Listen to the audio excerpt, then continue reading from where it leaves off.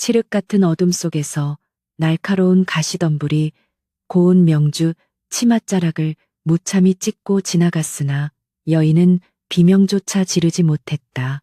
거친 숨소리가 적막한 산비탈을 울릴 때마다 코끝을 찌르는 비릿한 흙내음과 습한 이끼, 냄새가 폐부를 짓눌렀고 발밑에서는 부러진 나뭇가지들이 기괴한 비명처럼 바스러졌다. 두려움에 사시나무 떨듯 떨리는 핏기 가신 손은 가슴팍에 품은 무언가를 미친 듯이 움켜쥐고 있었으며 땀방울이 맺힌 창백한 이마 위로는 산짐승의 울음소리보다 더 섬뜩한 집착이 짙게 서려 있었다. 당장이라도 숨이 끊어질 듯 헐떡이면서도 그녀의 눈동자만은 어둠을 뚫고 저 멀리 산마루 끝에 희미하게 일렁이는 인광을 향해 번득이고 있었다. 조금만 더 가면 그 잘난 안방마님 자리를 내 것으로 만들 수 있어. 독사처럼 쉬쉬거리는 목소리가 음산한 바람결에 흩어지며 기이한 메아리가 되어 돌아왔다. 산짐승조차 발길을 끄는 이 저주받은 만월산 깊은 골짜기는 예로부터 억울하게 죽은 원귀들이 떠도는 곳이라 하여 대낮에도 장정들이 얼씬하지 않는 사지의 땅이었다. 그러나 명문대가 최진사의 첩실, 월화의 가슴속에 들끓는 도끼는 이미 사람의 형상을 한 귀기에 그것과 다를 바 없었다. 발목을 휘감는 칡넝쿨에 걸려 날카로운 돌부리에 무릎이 찢기고 검붉은 피가 배어나와도 그녀는 아픔을 느낄 새조차 없었다. 오로지 귓가에는 안채의 주인이자 덕막 높기로 소문난 본처 송씨 부인의 자애로운 아니, 월화의 귀에는 한없이 가증스럽고 오만한 그 목소리만이 이명처럼 맴돌고 있을 뿐이었다. 첩의 주제를 잊고 함부로 나대다가는 큰 화를 면치 못할 것이네. 부드러운 척하지만 뼛속까지 자신을 무시하던 그 눈빛을 떠올릴 때마다 월화의 입술에서는 억눌린 피오름 같은 저주가 터져나왔다. 어슴푸레한 달빛마저 먹구름에 잡아먹힌 숲속에서는 부엉이의 스산한 울음소리가 마치 월화를 조롱하듯 끈질기게 따라붙었다.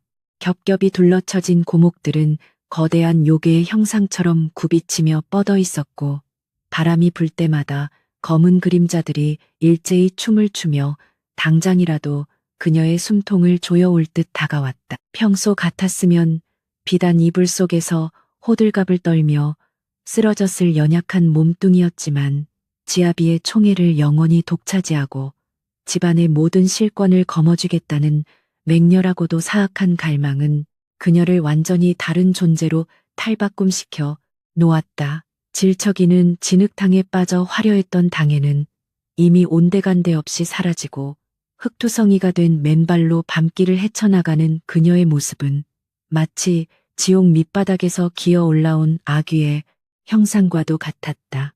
험준한 산길을 얼마나 헤매었을까. 마침내 코를 찌르는 역겨운 짐승의 피냄새와 독한 향내가 뒤섞인 기운이 확 밀려오며 허름하고 기괴한 초가집 한 채가 모습을 드러냈다. 처마 끝에는 빛바랜 삼색천이 뱀의 혀처럼 펄럭이고 있었고 마당 한가운데에는 짐승의 뼈다귀들이 기괴한 진영을 이룬 채 널브러져 있어 보는 이의 등골을 오싹하게 만들었다. 문창호 사이로 붉은 빛이 뱀처럼 새어나오는 광경을 마주한 순간 월화는 숨을 죽인 채 마른 침을 삼켰다. 드디어 찾았다. 영험하기가 하늘을 찌르고 귀신도 부린다는 흑무당의 처소가 바로 이곳이구나. 심장 박동이 터질 듯 미친 듯이 뛰기 시작했지만 그녀는 떨리는 손을 애써 진정시키며 썩어 문드러진 살인문을 조심스럽게 밀고 안으로 발걸음을 내디뎠다. 끼익 소름 끼치는 마찰음과 함께 문이 열리자 매캐한 연기가 확 뿜어져 나오며 눈을 뜰 수 없을 정도로 독한 기운이 월화를 덮쳤다. 희미한 촛불이 일렁이는 방 안에는 온갖 기괴한 신장도들이 벽면을 빼곡히 채우고 있었고 썩은 내가 진동하는 제단 위에는 머리가 잘린 검은 달개 사체가 서녀를 뚝뚝 흘리며 놓여 있었다. 방 한가운데에 가부좌를 틀고 앉은 노파는 사람인지 귀신인지 분간할 수 없을 만큼 바짝 마른 체구에 희번덕이는 외눈을 번쩍이며 들어서는 월화를 꿰뚫어 보듯 노려보았다. 피비린내를 맡고 제 발로 찾아온 불나방 한 마리가 있구나. 무엇이 그리 한스러워 생사를 깎아먹는 이 사지로 기어들어 왔느냐. 소름 끼치도록 탁하고 긁는 듯한 무당의 목소리에 월화는 무릎이 꺾이며 그 자리에 풀썩 주저앉고 말았다. 두려움에 사로잡혀 온몸이 굳어버린 것도 잠시 월화는 품속에서 떨리는 손으로 묵직한 비단 주머니를 꺼내어 피 묻은 재단 위로 거칠게 내던졌다. 쨍그랑거리는 소리와 함께 주머니가 풀어지며 눈부신 황금빛 명도전과 진귀한 폐물들이 쏟아져 나오자 무당의 흉측한 입가에 기괴한 미소가 번졌다. 내가 원하는 것은 단 하나 그 늙고 교활한 본처년의 숨통을 끊어놓고 대감마님의 혼을 온전히 내 치마폭에 묶어두는 것이네. 천금을 주어도 아깝지 않으니 당장 그 비방을 내어놓으시게. 다급하고 표독스러운 월화의 외침 속에는 이미 인간으로서 지켜야 할 최소한의 도리나 죄책감 따위는 흔적조차 남아있지 않았다. 무당은 바닥에 흩어진 금부치들을 앙상한 손가락으로 쓰다듬으며 소름 끼치는 웃음소리를 터뜨렸다. 흐흐흐, 사람의 욕심이란 끝이 없어. 제 무덤을 파는 줄도 모르고 독을 삼키려 드는 법이지. 내년에 눈동자에 맺힌 도끼가 이미 천륜을 저버렸으니 어찌 하늘의 노여움이 두렵지 않단 말이냐. 무당의 날카로운 꾸짖음에도 월화는 핏발 선 눈을 부릅뜨며 도끼를 뿜어냈다. 하늘의 노여움 따위는 개나 주라지. 내 젊음과 교태를 다 바쳐 최진사를 구워 삶았건만 그 잘난 정실부인이라는 꼬리표 하나 때문에 내 자식조차 서출로 멸시받는 꼴을 더는 두고 볼 수 없네. 귀신을 부리든 야차를 불러내든 상관없으니 당장 그 남자를 내 발밑에 엎드리게 할 묘약을 당장 내어놓으란 말이다. 짐승의 포효와도 같은 그녀의 발악은 이미 돌이킬 수 없는 파멸의 길로 접어든 악기의 절규나 다름없었다. 무당은 기괴하게 뒤틀린 손가락으로 잿빛 항아리를 열어 검붉은 가루가 담긴 작은 종이 꾸러미와 부적 한 장을 꺼내어 월화의 눈앞에 흔들었다. 이것은 100일 동안 무덤에서 파낸 여우의 뼈를 갈고 원기의 피를 섞어 만든 미약이자 살을 날리는 부적이니라. 달이 붉게 물드는 밤 사내의 몸이 물에 젖었을 때 이것을 태운 재와 가루를 섞어 먹이거나 피부에 닿게 하면 그는 평생 내년의 노예가 되어 환각 속에서 헐떡일 것이다. 소름 끼치는 설명과 함께 건네진 그 물건에서는 썩은 시체에서나 날법한 악취가 진동했지만 월화는 마치 천하를 얻은 듯한 환희에 찬 얼굴로 그것을 덥석받아 가슴 깊숙이 품었다. 하지만 명심해라. 이 독한 기운은 주인의 혼이 흔들리는 순간 곧바로 내년의 심장을 파먹을 것이니. 무당의 섬뜩한 경고가 귓가를 때렸으나 승리감에 도취된 월화의 귀에는 그저 노파의 헛소리로 밖에는 들리지 않았다. 주술의 대가로 남은 장신구마저 모조리 벗어 던진 채 황급히 무당집을 빠져나오는 그녀의 발걸음은 산을 오를 때와는 비교할 수 없을 만큼 가벼웠고 입가에는 광기 어린 미소가 떠나지 않았다. 산마루를 넘어 최진사 대기자리한 마을로 향하는 내내 그녀의 머릿속에는 오직 탕약에 독이 섞인 줄도 모르고 마신 뒤 쓰러져가는 송씨 부인의 비참한 얼굴과 자신에게 애걸복걸하며 매달리는 최진사의 환영만이 가득했다. 새벽 안개가 자욱하게 깔린 마을 어귀에 다다르자 멀리서 수탈개 울음소리가 정적을 깨며 길고 길었던 사악한 밤의 끝을 알리고 있었다.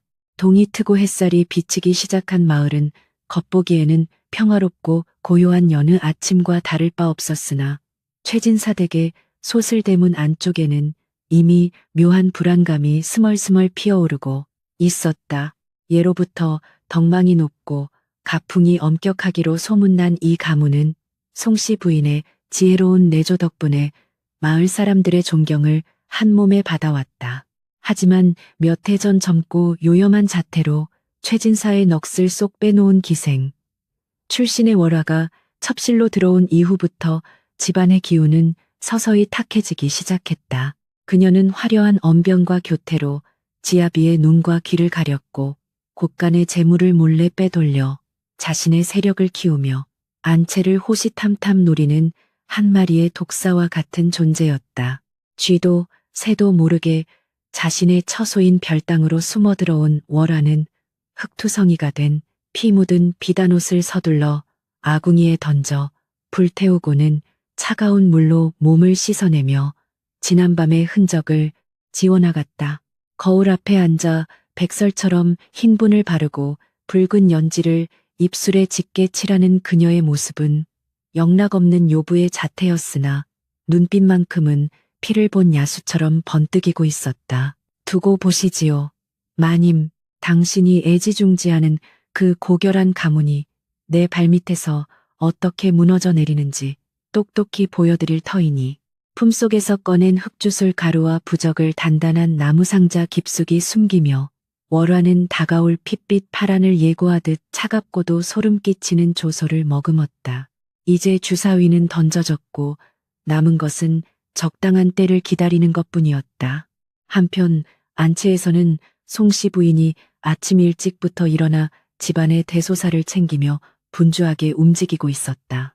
온화한 미소와 기품 있는 자태는 명문가 안방마님다운 위엄을 풍겼으나 최근 들어 부쩍 창백해진 안색과 깊게 파인 눈가 주름은 그녀가 감내하고 있는 남모를 소가리를 짐작하게 했다. 지아비 최진사는 학문이 깊고 성품이 고든 자였으나 월화의 치명적인 매력에 빠져든 이후로는 안채의 발길을 끈타시피 했고 집안의 기강은 날이 갈수록 흔들리고 있었다. 그럼에도 불구하고 송씨 부인은 단 한 번도 지아비를 원망하거나 첩씨를 헐뜯지 않은 채 묵묵히 조상들에게 정화수를 바치며 가문의 평안을 기원하는 것으로 자신의 도리를 다할 뿐이었다. 해가 중천에 떠오를 즈음 바깥채에서 웅성거리는 소리와 함께 갑작스러운 소란이 일기 시작했다. 하인들이 창백하게 질린 얼굴로 이리저리 뛰어다녔고 이내 안채로 헐레벌떡 달려온 마당쇠가 숨을 헐떡이며 충격적인 소식을 전했다. 마님, 큰일 났구만요. 곳간을 지키던 충경 검둥이가 갑자기 피를 한 바가지나 토하고 거품을 물더니 그 자리에서 즉사해 버렸슈. 눈깔이 뒤집혀서 죽은 폼이 영락없이 몹쓸 병에 걸린 것 같구만요. 그 말을 듣는 순간 송씨 부인의 가슴 한구석이 철렁 내려앉으며 불길한 예감이 등줄기를 타고 흘렀다. 단순한 짐승의 죽음이라 하기에는 집안을 감도는 공기가 너무도 무겁고 탁하게 가라앉아 있었기 때문이다. 곧이어 마을을 다녀온 참모가 우물물이 핏빛처럼 붉게 변하고 역겨운 비린내가 진동하여 도저히 식수로 쓸 수 없게 되었다는 소식까지 전하자 대궐 갔던 최진사 댁은 순식간에 공포와 혼란의 도가니로 빠져들었다. 평범한 일상을 뒤흔드는 괴이한 징조들이 연달아 터져나오자 하인들은 귀신이 곡할 노릇이라며 수군거렸고 몇몇은 짐을 싸서 도망칠 궁리를 할 정도로 흉흉한 민심이 집안을 휩쓸었다. 송씨 부인은 애써 침착함을 유지하며 하인들을 다독이고 사태를 수습하려 했지만 그녀의 눈빛 속에도 숨길 수 없는 두려움과 불안이 일렁이고 있었다. 이것은 단순한 우연이 아니라 누군가 아기를 품고 저주를 내린 것이 분명하다는 확신이 그녀의 머릿속을 강타했다.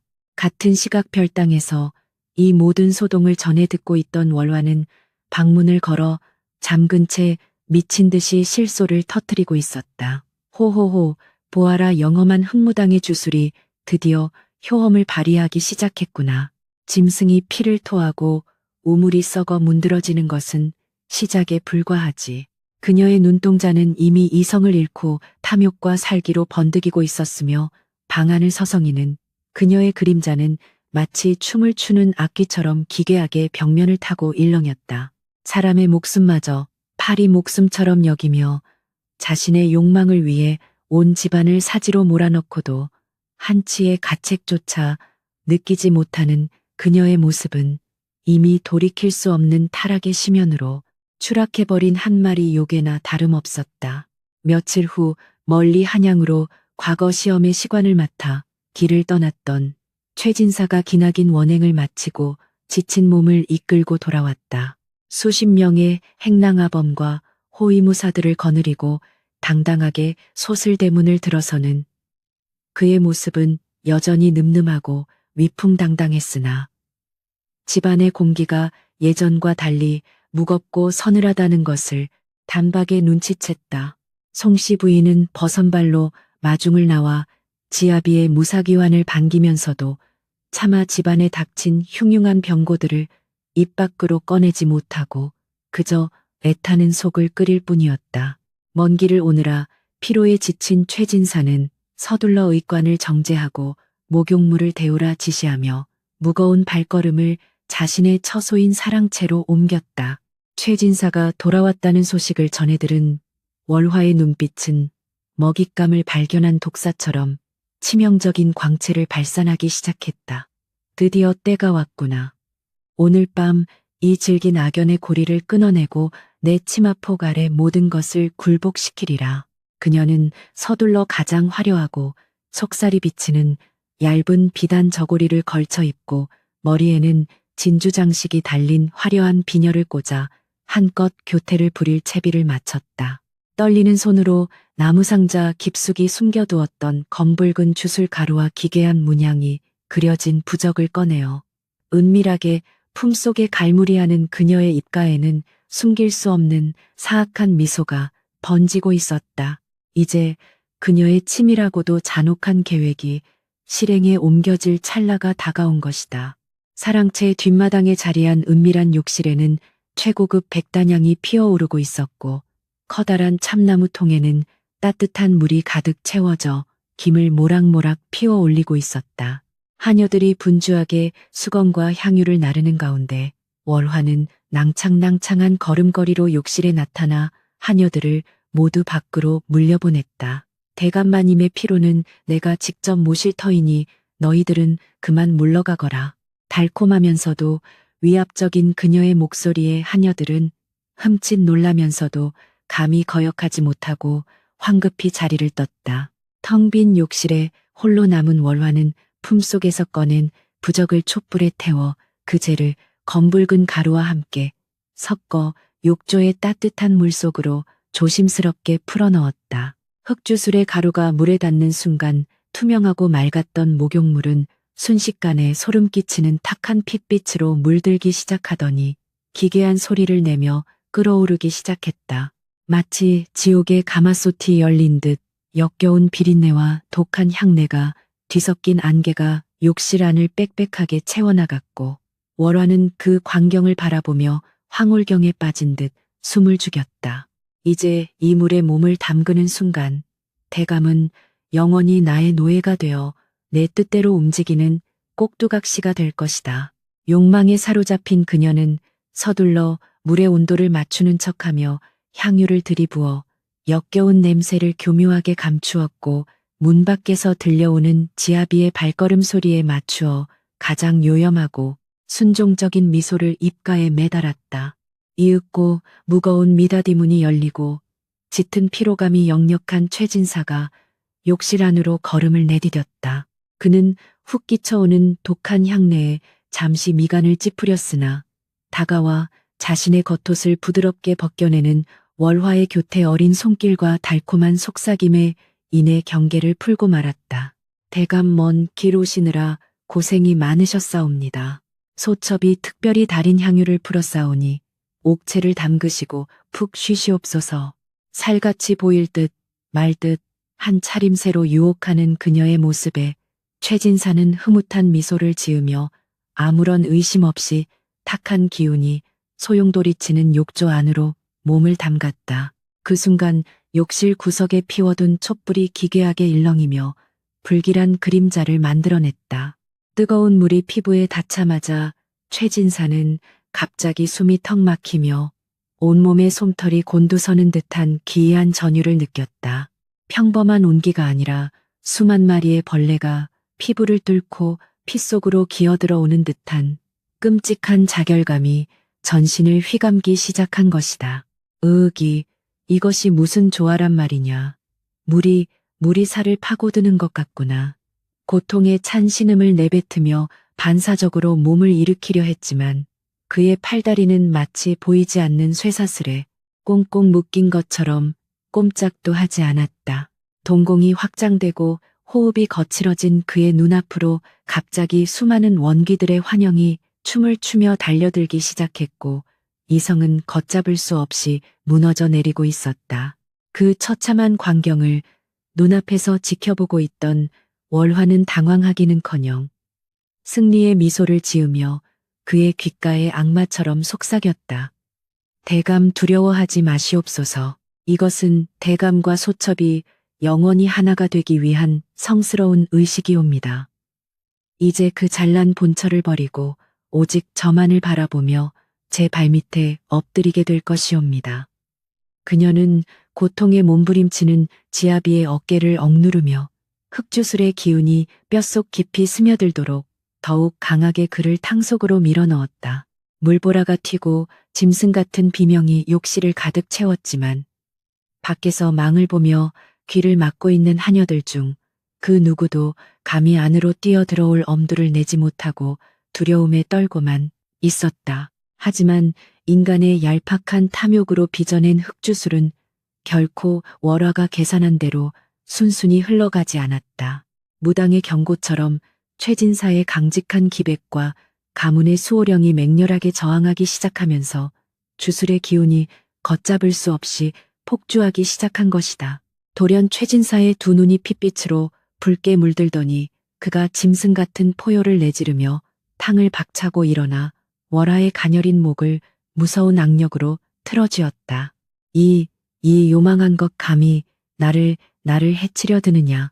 평소에 다정했던 지아비의 모습은 온데간데 없고 오직 살기로 번뜩이는 야차의 얼굴을 한 최진사가 숨통을 조여오자 월화의 얼굴은 순식간에 백지장처럼 하얗게 질려버렸다. 숨이 막혀 캑캑거리며 발버둥 치던 월화는 그제야 자신이 불러낸 악귀가 얼마나 통제 불가능하고 끔찍한 괴물인지 뼈저리게 깨달았다.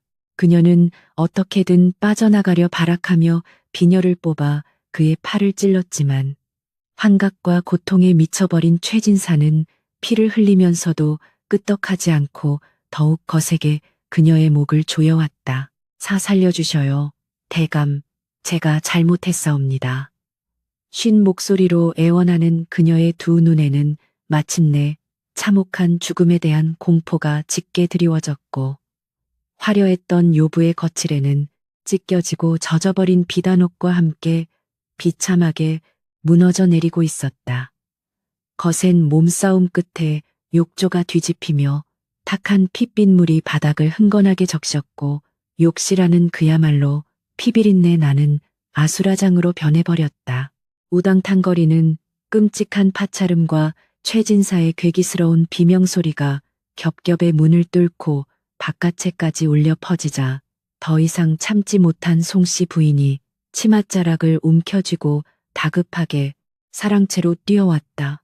굳게 닫힌 욕실 문을 밀치고 들어선 그녀의 눈앞에 펼쳐진 광경은 마치 생지옥의 한복판을 옮겨놓은 듯 처참하기 그지없었다. 거품을 물고 짐승처럼 헐떡이며 월화의 목을 조르고 있는 지아비와 얼굴이 시퍼렇게 질린 채 사시나무 떨듯 발작하는 첩실의 모습에 송씨 부인은 경악을 금치 못하고 그 자리에 굳어버렸다.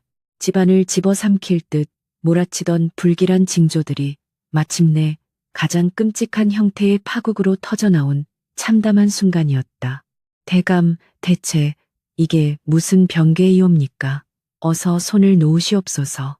송씨 부인은 두려움을 떨치고 달려들어온 힘을 다해 최진사의 팔을 떼어내려 안간힘을 썼다. 비명소리를 듣고 뒤늦게 몰려든 하인들과 장정들이 가세하여 간신히 최진사를 제압하고 기절시키고 나서야 피범벅이 된 월화는 바닥에 내동댕이 쳐진 채 거친 숨을 몰아쉴 수 있었다.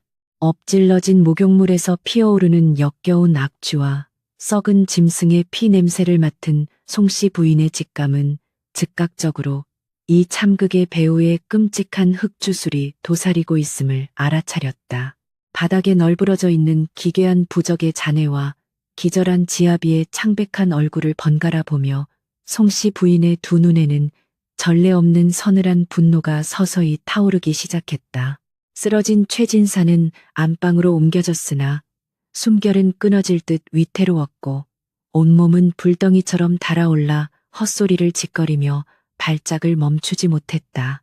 장안에서 내로라 하는 의원들이 줄지어 불려왔으나 진맥을 짚어본 이들마다 하나같이 고개를 저으며 원인을 알 수 없는 기이한 병증에 두 손을 들고 물러날 뿐이었다. 송씨 부인은 밤을 지새우며 지아비의 피 끓는 이마에 찬 수건을 얹고 정성껏 간호하면서도 한편으로는 집안의 기강을 바로잡고 끔찍한 사태의 진상을 파헤치기 위해 칼날 같은 결단을 내리고 있었다.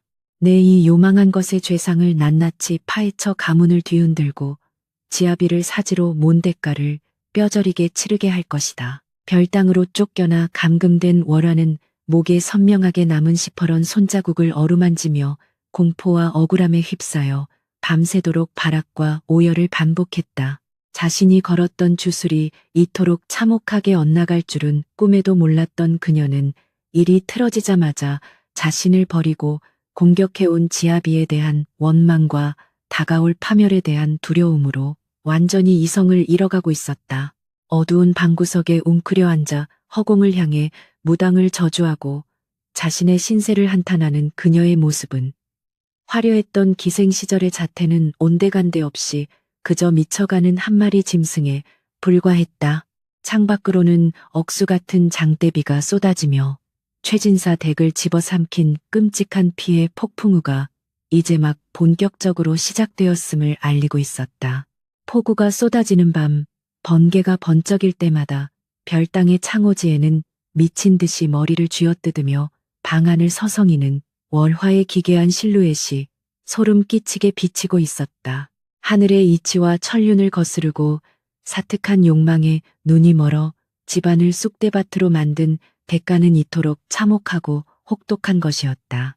송씨 부인은 등잔불 아래에서 흔들림 없는 올곧은 자세로 앉아 가문의 원로들을 소집하고 관아에 고발할 치밀한 증거들을 하나둘씩 모아들이며 반격의 칼날을 날카롭게 벼리고 있었다.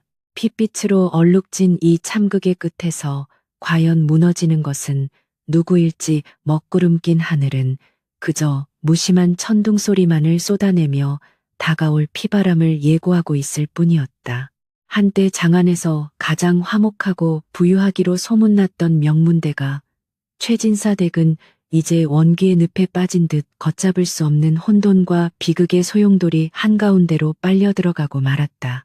인간의 끝없는 탐욕과 추악한 질투가 빚어낸 끔찍한 저주의 화살은 애초에 월화가 겨누었던 관역을 완전히 벗어나 모든 이들의 숨통을 옥죄는 파멸의 밧줄이 되어버렸다. 숨을 죽인 채 다가올 심판의 날을 기다리는 송씨 부인과 생사의 갈림길에서 환각에 시달리며 고통받는 최진사, 그리고 칠흑 같은 어둠 속에서 스스로가 파놓은 함정에 빠져 광기에 잡아먹혀가는 월화, 엇갈린 세 사람의 운명은 비극의 장막을 걷어올리며 핏빛 인과응보의 서막을 활짝 열어젖히고 있었다. 억수같이 쏟아지던 장대비가 멎은 뒤에도 최진사 댁을 짓누르는 음산한 기운은 거치지 않았다. 안방의 두꺼운 미닫이문 너머로는 밤낮을 가리지 않고 짐승처럼 헐떡이는 지아비의 처절한 신음소리가 새어나와온 집안 사람들의 등골을 오싹하게 만들었다. 송씨 부인은 피가 맺힌 입술을 꽉 깨문 채 벌겋게 달아오른 최진사의 이마에 끊임없이 찬물 적신 수건을 갈아올리며 지극한 정성으로 병간호를 이어갔다. 대감, 제발 정신을 차리시옵소서. 이대로 무너지시면 아니되옵니다. 그녀의 애끓는 속삭임에도 최진사는 초점 없는 눈동자를 뒤집은 채 허공을 향해 헛손질을 해댈 뿐이었다. 방 안을 가득 채운 역겨운 피비린내와 탁한 주술의 잔향은 향을 아무리 피워도 가시지 않고 부인의 숨통을 매 순간 조여왔다. 지아비의 숨결이 옅어질수록 송씨 부인의 가슴은 숯검정처럼 타들어갔지만 그녀는 결코 눈물을 보이지 않았다. 굳건한 안방마님으로서 흔들림 없는 모습을 보여야만 흉흉한 민심에 휩쓸린 하인들을 다독이고 벼랑 끝에 선 가문을 지켜낼 수 있었기 때문이다. 탕약을 다리던 참모가 두려움에 떨며 솥뚜껑을 떨어뜨리자 송씨 부인은 조용하지만 단호한 목소리로 타일렀다. 호들갑 떨지 말고 불씨나 제대로 살피거라. 하늘이 무너져도 대감마님을 살려내는 것이 우리의 본분이니라. 그 위험 있는 자태 앞에서는 귀신에 홀린 듯 수군거리던 하인들도 입을 다물 수밖에 없었다. 하지만 그녀의 꼿꼿한 등 뒤로는 며칠 밤낮을 뜬 눈으로 지새운 지독한 피로와 고독이 짙은 그림자처럼 무겁게 내려앉아 있었다. 한편 별땅에 감금된 채 광기에 휩싸여 발악하던 월화는 서서히 독사처럼 차가운 이성을 되찾기 시작했다. 목숨이 경각에 달린 최진사가 이대로 죽어버린다면 자신 역시 살인기로 몰려 비참한 최후를 맞이할 것이 불보듯 뻔했기 때문이다. 그녀는 문 밖을 지키고 있는 자신의 신복 카녀 향이를 은밀히 불러들여 창살 틈으로 피 묻은 가락지를 쥐어주며 속삭였다. 당장 문중 어른들을 찾아가 정실 부인이 내 총애를 질투하여 대감의 목욕물에 독을 풀었다고 고발하거라. 내게 누명을 씌우려 별땅에 가두기까지 했다고 눈물로 호소해야 한다. 잔뜩 겁에 질린 향이가 머뭇거리자 월화는 눈을 부릅뜨며 가락지를 쥔 손에 힘을 주었다. 내년도 살고 싶다면 내 말대로 움직이는 것이 좋을 것이야. 월화의 사악한 지시를 받은 향이는 그날 밤 쥐도 새도 모르게 솥을 대문을 빠져나가 평소 월화에게 뇌물을 듬뿍 받아먹던 문중의 큰어른 조참판의 댁으로 숨어들었다. 탐욕스럽고 권력욕에 눈이 먼 조참판은 가문 내에서 송씨 부인의 꼿꼿한 성품을 눈엣 가시처럼 여겨온 인물이었다. 향이가 바닥에 엎드려 거짓 눈물을 쥐어짜며 안방마님의 독살 음모를 꾸며대자 조참판의 번들거리는 두 눈에는 쾌재의 빛이 스쳐 지나갔다. 오라 평소 요조숙녀인 척 고상을 떨더니 늙은 여우가 드디어 본색을 드러냈단 말이냐. 내 이 기회에 기고만장한 송씨년을 내치고 안채의 실권을 가져와야겠다. 그는 비열한 미소를 지으며 즉시 가문의 장정들을 불러 모아 최진사 댁으로 쳐들어갈 채비를 서둘렀다. 다음 날 아침 잿빛 안개가 걷히기도 전에 횃불을 든 조참판 일행이 요란한 소리와 함께 최진사 댁 앞마당으로 들이닥쳤다. 당장 안방마님을 끌어내라. 지아비를 독살하려 한 천인 공노할 악부를 문중의 이름으로 엄벌에 처할 것이다. 벼락 같은 호통 소리에 하인들은 혼비백산하여 마루 밑으로 숨어들었고 집안은 순식간에 아수라장이 되었다. 송씨 부인은 헝클어진 머리를 단정히 틀어 올리고 피로에 지친 몸을 이끌어 꼿꼿한 자세로 방문을 열고 나섰다. 아침 대바람부터 남의 집 앞마당에서 무슨 행패이옵니까? 대감께서 사경을 헤매고 계시거늘 어찌 이리 무도한 짓을 벌이신단 말이옵니까? 당당하고 기품 있는 그녀의 외침에 잠시 멈칫하던 조 참판은 이내 비웃음을 흘리며 삿대질을 해댔다. 닥치거라. 투기의 눈이 멀어 첩씨를 별땅에 가두고 지아비의 목욕물에 독을 풀었다는 내년의 흉계가 이미 만천하에 드러났거늘 어디서 요망한 혀를 놀리느냐. 조 참판의 억지스러운 윽박지름에도 송씨 부인은 눈 하나 깜짝하지 않고 그들의 탐욕스러운 얼굴을 차례대로 쏘아보았다. 거짓 증자로 안채를 능멸하려 드신다면 가문의 수호령께서 결코 용서치 않으실 것이옵니다. 정이 저를 벌하시려거든 대감께서 깨어나신 뒤에 관아의 엄정한 판결을 받겠사옵니다. 부인의 설이 내린 듯 차가운 기백의 문중.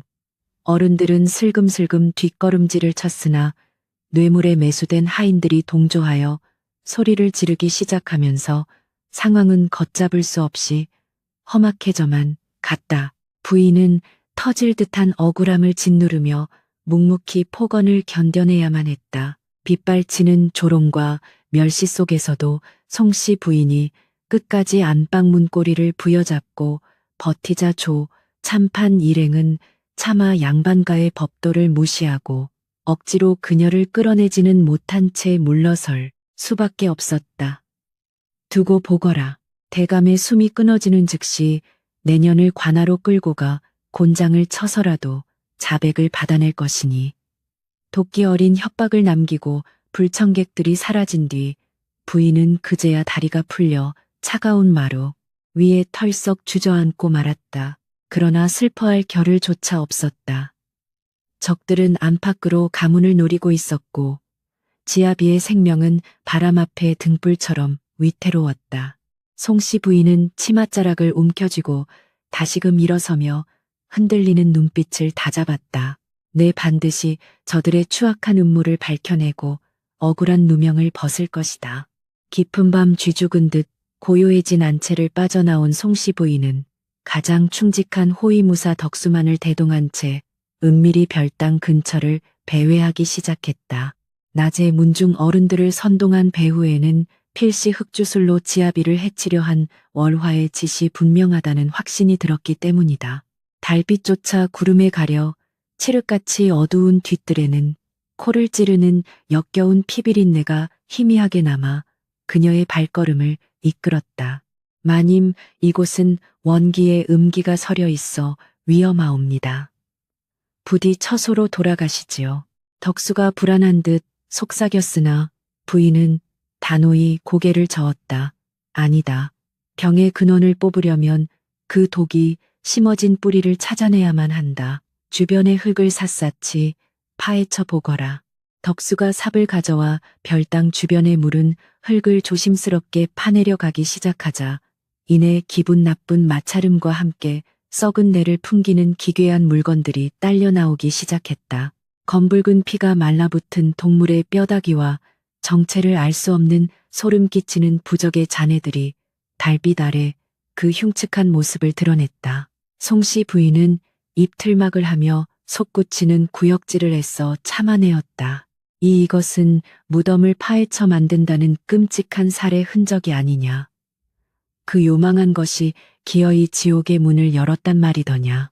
만지기만 해도 살이 썩어 들어갈 것 같은 끔찍한 저주의 증거품 앞에서 부인은 뼈저린 절망감과 동시에 뜨거운 분노가 치밀어 오르는 것을 느꼈다. 끔찍한 주술의 흔적을 수습하여 안방으로 돌아온 송씨 부인은 날이 밝기만을 기다려 마을에서 가장 연륜이 깊은 약조 하라범을 은밀히 불러들였다.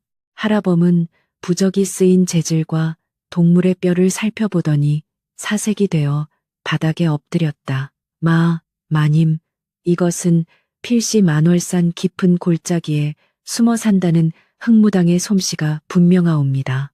이 악독한 주술은 사람의 피를 말려 죽일 때까지 멈추지 않는 지독한 덫이옵니다. 그 말을 듣는 순간 부인의 가슴은 천길랑 떨어지로 추락하는 듯했다. 평생 정갈하게 살아온 지아비가 이토록 사악한 마수에 걸려들었다는 사실에 하늘이 무너지는 듯한 슬픔이 밀려왔지만 그녀는 입술을 깨물며 무너지는 이성을 다잡았다. 이 주술을 풀 방도는 진정 없단 말인가. 약조 하라범은 눈물을 글썽이며 고개를 가로저었다. 소인의 짧은 식견으로는 그 사악한 기운을 다스릴 방도가 없사옵니다. 오직 하늘의 뜻에 기대어 삿된 기운이 스스로 물러나기를 바라는 수밖에 없을 줄 아옵니다. 절망적인 대답에 송씨 부인은 잠시 허공을 응시하다가 이내 결연한 빛을 띠며 일어섰다. 하늘의 뜻이라 하였는가. 그렇다면 내 온 정성을 다해 하늘의 문을 두드릴 것이다. 아무리 독한 사술이라 할지라도 사람의 진심과 지극한 정성 앞에서는 흩어질 수밖에 없음을 내 반드시 증명해 보이겠다. 부인은 하인들에게 명하여 가장 맑은 우물물을 길어오게 하고 앞마당 한가운데에 제단을 쌓아 올리기 시작했다. 그것은 흑주술에 맞서는 그녀만의 처절하고도 숭고한 영적 전쟁의 서막이었다. 그날 밤부터 송씨 부인은 소복으로 갈아입고 흩날리는 밤바람 속에서 옥수 한 그릇을 떠놓은 채 밤샘 기도를 올리기 시작했다. 무릎이 짓무르고 찬 이슬에 온몸이 얼어붙는 듯한 고통 속에서도 그녀의 입술은 쉼없이 경문을 외고 지아비의 쾌유를 비는 축원을 쏟아냈다. 천지신명이시여 부디 제 남편의 억울한 혼을 굽어 살피시어 저 사악한 귀기에서 벗어나게 해주시옵소서. 제 목숨을 앗아가도 좋으니 그분만은 살려주시옵소서. 피를 토하는 듯한 절절한 기도는 밤하늘을 가로질러 흩어졌고 안채를 감싸고 있던 기괴하고 탁한 공기도 부인의 지극한 정성 앞에서는 아주 조금씩 그 힘을 잃어가는 듯했다. 하지만 어둠의 세력 역시 그리 호락호락하게 물러날 기미를 보이지 않았다. 부인이 치성을 드리는 동안 만월산의 흑무당은 자신의 처소에서 핏물이 담긴 대접을 들여다보며 기괴한 비명을 내질렀다. 자신이 걸었던 강력한 주술이 보이지 않는 맑은 기운에 부딪혀 자꾸만 튕겨나오며 오히려 자신의 내상을 입히고 있었기 때문이다. 이럴 리가 없다. 천년 묵은 원귀의 살을 감히 어느 인간이 막아낸단 말이냐. 무당은 피를 토하며 재단을 엎어버렸고 흉측하게 일그러진 얼굴로 별당 쪽을 향해 도끼 어린 저주를 퍼부었다. 그 잘난 안방마님 년이 제 목숨을 담보로 방진을 치고 있구나. 좋다. 내 직접 내려가 그년의 홍군형을 내고 집안의 씨를 말려버릴 것이다.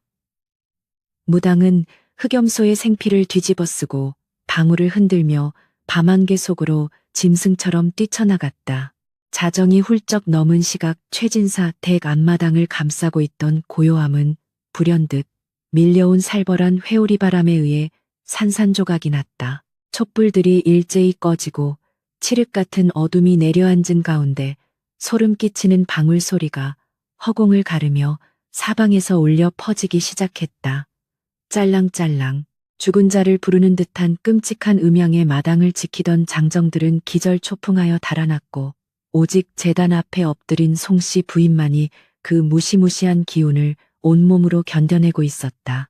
짙은 안개를 뚫고 검은 누더기를 걸친 무당이 뱀처럼 스르륵 모습을 드러냈다. 내년이로구나. 내 공들인 사수를 가로막고 있는 요망한 것이. 당장 재단에서 비키지 않으면 내년의 심장부터 파먹을 것이다. 흑무당에 썩은 내 나는 입김이 코앞까지 닥쳐왔음에도 송씨 부인은 눈조차 뜨지 않은 채 무릎을 꿇고 꼿꼿한 자세를 유지했다. 부인의 굳건한 태도에 격분한 무당은 날카로운 쇠꼬챙이를 꺼내들어 부인의 등 뒤를 내리찍으려 했다. 그 절체절명의 순간 부인이 모아둔 옥수 그릇에서 신비로운 은빛 섬광이 번쩍이더니 보이지 않는 장벽이 처지며 무당을 매섭게 튕겨냈다. 크아악 괴성을 지르며 바닥에 나뒹군 무당은 믿을 수 없다는 듯 자신의 타들어가는 손목을 움켜쥐었다. 이 강렬한 기운은 무엇이냐. 단순한 인간의 치성으로 어찌 나의 악령들을 쫓아낸단 말이냐. 흑무당의 경악 어린 외침 속에는 비로소 맑고 고든 인간의 숭고한 의지력에 대한 근원적인 공포가 서려 있었다. 하늘의 법도를 거스르고 사특한 주술로 생명을 희롱한 자여 물러가라. 이 집안은 억겁의 세월을 올곧게 지켜온 수호령들이 굽어 살피는 곳이다. 내깟 더러운 악귀가 감히 넘볼 곳이 아니니라. 마침내 눈을 뜬 송씨 부인의 호통은 천둥소리처럼 앞마당을 울렸고 그녀의 뿜어내는 기백은 한 마리 신성한 학처럼 고결하고 압도적이었다. 무당은 부인의 번뜩이는 눈빛에 기가 눌려 뒷걸음질을 치다가 결국 핏물을 한 움큼 토해내며 어둠 속으로 달아나고 말았다. 두고 보자 부러지는 것은 결국 내년에 그 오만한 목줄일 것이니 허공에 흩어지는 무당의 저주 섞인 메아리를 뒤로 한 채 부인은 다시금 옥수 앞에 엎드려 지친 숨을 골랐다. 그녀의 이마에서는 식은땀이 비 오듯 흘러내리고 있었다. 흑무당의 야습을 막아낸 다음 날 아침 놀랍게도 최진사의 거칠었던 호흡이 눈에 띄게 평온해지고 불덩이 같던 이마에 열도 한풀 꺾이는 기적이 일어났다. 밤새 부인의 치성을 지켜보며 숨죽였던 하인들은 이제 그녀를 마치 살아있는 보살처럼 떠받들며 존경 어린 시선으로 바라보았다. 역시 우리 안방마님의 지극한 정성이 하늘을 감동시킨 것이 분명하구만요. 삿된 귀신 따위가 어찌 마님의 높은 덕을 이길 수 있겠어요. 덕수를 비롯한 집안 사람들의 결속력은 부인을 중심으로 다시금 단단하게 뭉치기 시작했고 집안을 감돌던 음침한 안개도 서서히 걷히는 듯했다. 하지만 부인은 긴장의 끈을 늦추지 않았다. 진짜 적은 저 어두운 산속의 무당이 아니라 집안 내부의 또리를 틀고 있는 독사였기 때문이다. 한편 조 참판은 부인을 몰아낼 절호의 기회를 놓치고 하인들 사이에서 그녀의 칭송이 자자하다는 소식을 듣자 노발대발했다.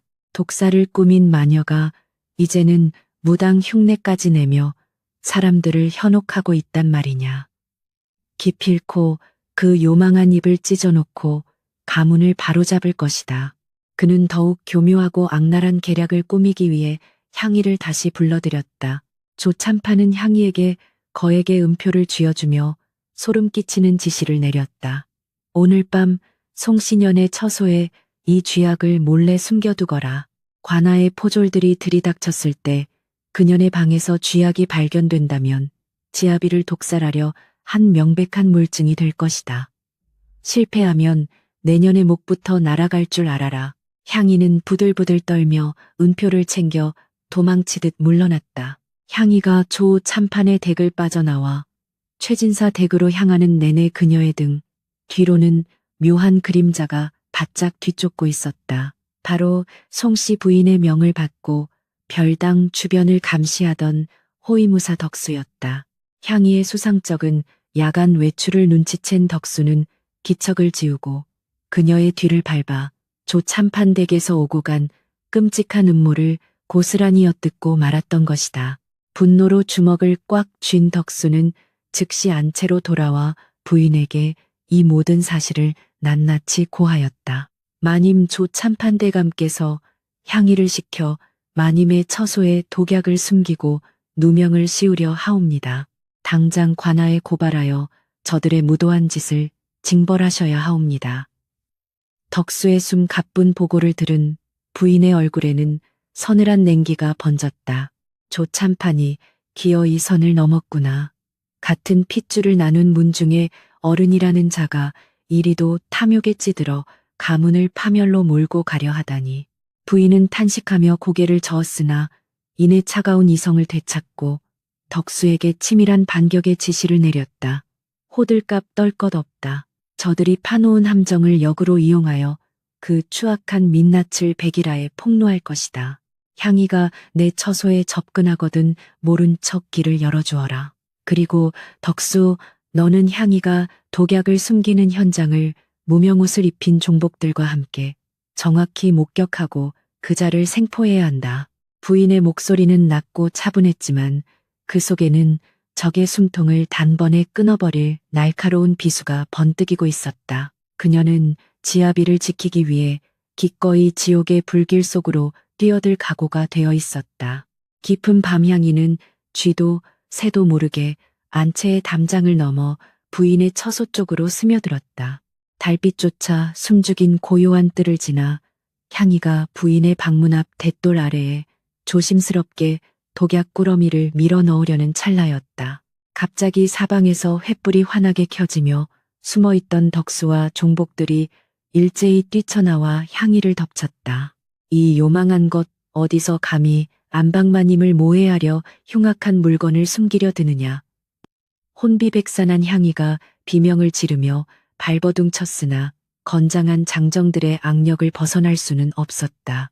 횃불의 붉은빛 아래 무릎이 꿀린 향이의 얼굴은 공포로 하얗게 질려 있었고 부인은 방문을 열고 나와 그 처참한 광경을 차갑게 내려다보고 있었다. 내년이 월화의 사주를 받고 문중 어른을 속여 안채를 뒤집어 엎으려 한 것도 모자라 이제는 관아까지 끌어들여 내게 독살의 누명을 씌우려 하였느냐. 송씨 부인의 벼락 같은 호령에 향이는 덜덜 떨며 바닥에 머리를 찧었다. 마마님 살려주시옵소서. 소녀는 그저 조참판 대감과 월화 마님이 시키는 대로 했을 뿐이옵니다. 제발 목숨만은 부지하게 해주시옵소서. 울고 불며 매달리는 향이의 자백은 그동안 집안을 감싸고 있던 끔찍한 의혹의 실타래를 한 번에 풀어내는 결정적인 열쇠가 되었다. 부인은 향이가 떨어뜨린 독약 꾸러미를 발끝으로 밀어내며 차갑게 선언했다.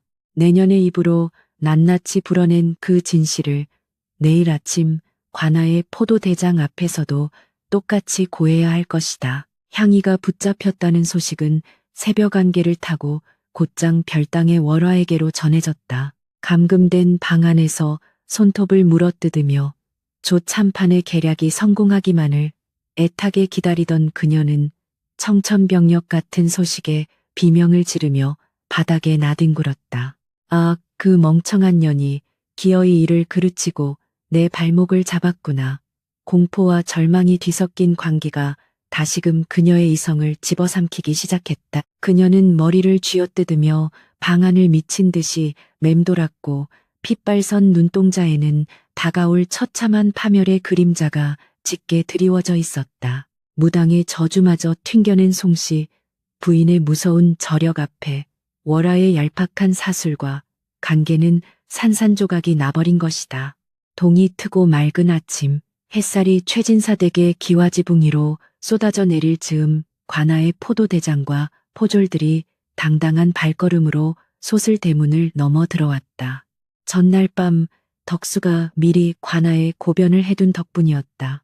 문중의 원로들을 대동하고 기세등등하게 들이닥친 조참판은 부인이 결박되어 끌려 나올 것이라 굳게 믿고 있었으나 마당 한가운데 결박되어 무릎 꿇고 있는 자는 다름 아닌 자신이 매수했던 한여향이었다. 단정하고 기품 있는 자태로 대청마루에 앉아있는 송씨 부인의 차가운 시선과 마주친 순간 조참판의 얼굴은 흑빛으로 변하며 그 자리에 굳어버리고 말았다. 길고 길었던 시련의 밤이 지나고 마침내 핏빛 진실을 밝혀낼 서늘한 심판의 아침이 밝아오고 있었다. 혹독한 시련과 끔찍한 저주 속에서도 묵묵히 십자가를 짊어지고 가문과 지아비를 지켜낸 송씨 부인의 인내와 희생은 이제 추악한 악인들의 목을 옥죄는 날카로운 올가미가 되어 그들의 숨통을 서서히 조여가기 시작했다. 삿된 욕망에 눈이 먼 첩실 월화와 탐욕스러운 조참판 그리고 사악한 주술로 생명을 희롱한 흑무당까지 그들 모두가 스스로 파놓은 늪에 빠져 파멸을 맞이할 시간이 시시각각 다가오고 있었다. 폭풍우가 지나간 폐허 위에서 흔들림 없이 우뚝 선 부인의 모습은 절망의 끝에서 피어나는 눈부신 희망의 꽃과도 같았다. 다가올 치열한 진실 공방을 앞두고 최진사댁 앞마당에는 폭풍전야의 팽팽한 긴장감이 감돌기 시작했다. 포도대장의 날카로운 호령이 최진사댁 앞마당을 쩌렁쩌렁 울리자 돛돌 아래 엎드린 조 참판의 이마에서는 굵은 식은땀이 비오듯 쏟아져 내렸다. 위풍당당하게 도열한 포졸들의 서슬퍼런 창끝이 아침 햇살을 받아 번쩍일 때마다 뇌물에 눈이 멀어 헛된 권력을 탐했던 문중 원로들의 얼굴은 잿빛으로 죽어 들어갔다. 대청마루 한가운데에는 송씨 부인이 밤새 한숨도 자지 못한 피로한 기색임에도 불구하고 한치의 흐트러짐 없는 단아하고 꼿꼿한 자태로 앉아 이 모든 상황을 차갑게 내려다보고 있었다. 밧줄에 꽁꽁 묶인 채 바닥에 꿇어앉은 한여향이는 사시나무 떨듯 온몸을 떨며 바닥에 머리를 짓짓고는 짐승의 훌쩍거림 같은 소리로 지난밤 조참판과 월화가 꾸민 끔찍하고도 악랄한 독살 누명극의 전말을 낱낱이 토해내기 시작했다. 나으리 소녀는 억울하옵니다. 조참판 대감께서 은표를 쥐어주시며 안방마님의 처소에 이 쥐약을 숨겨두면 관아에서 알아서 마님을 독살범으로 몰아잡아갈 것이라 하셨사옵니다. 향이의 목소리가 마당을 울릴 때마다 조 참판의 핏발선 두 눈은 당장이라도 향이를 찢어 죽일 듯 흉흉하게 번뜩였다. 이 천한 것 감히 네 안전이라고 함부로 요망한 혀를 놀리느냐. 포도대장 나으리 저 천것이 필시 송신현에게 매수되어 문중의 어른인 이 몸을 모함하는 것이 분명하옵니다. 불그락 푸르락해진 얼굴로 핏대를 세우며 변명하는 조참판의 모습은 한 가문에 존경받는 큰어른이라기보다는 덫에 걸려 발악하는 한 마리 추악한 들쥐와도 같이 비로하고 꼴사납기 짝이 없었다. 그의 파렴치한 변명에 대청마루에 앉아있던 송씨 부인은 설이 내린 듯 차갑고도 기품 있는 미소를 지으며 천천히 입을 열었다. 어찌 그리 추악한 거짓으로 하늘을 가리려 하십니까? 참판 숙부님께서 권력에 눈이 멀어 가문을 위태롭게 하신 증자가 이토록 명백하거늘 아직도 새치 혀로 법도를 농락하려 드시는 것입니까?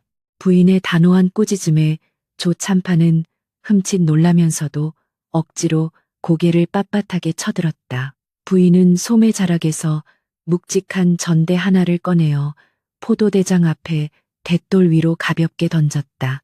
나으리 저것은 어젯밤 향이를 붙잡았을 때 그 품에서 찾아낸 조 참판 대감의 사제, 은표이옵니다. 대감의 인장이 선명하게 찍혀 있으니 어찌 부인할 수 있겠사옵니까? 은표 꾸러미가 바닥에 나뒹굴며 영롱한 은빛을 번쩍이자 마당을 에워싸고 있던 하인들과 구경꾼들 사이에서 경악의 찬탄식이 일제히 터져나왔다.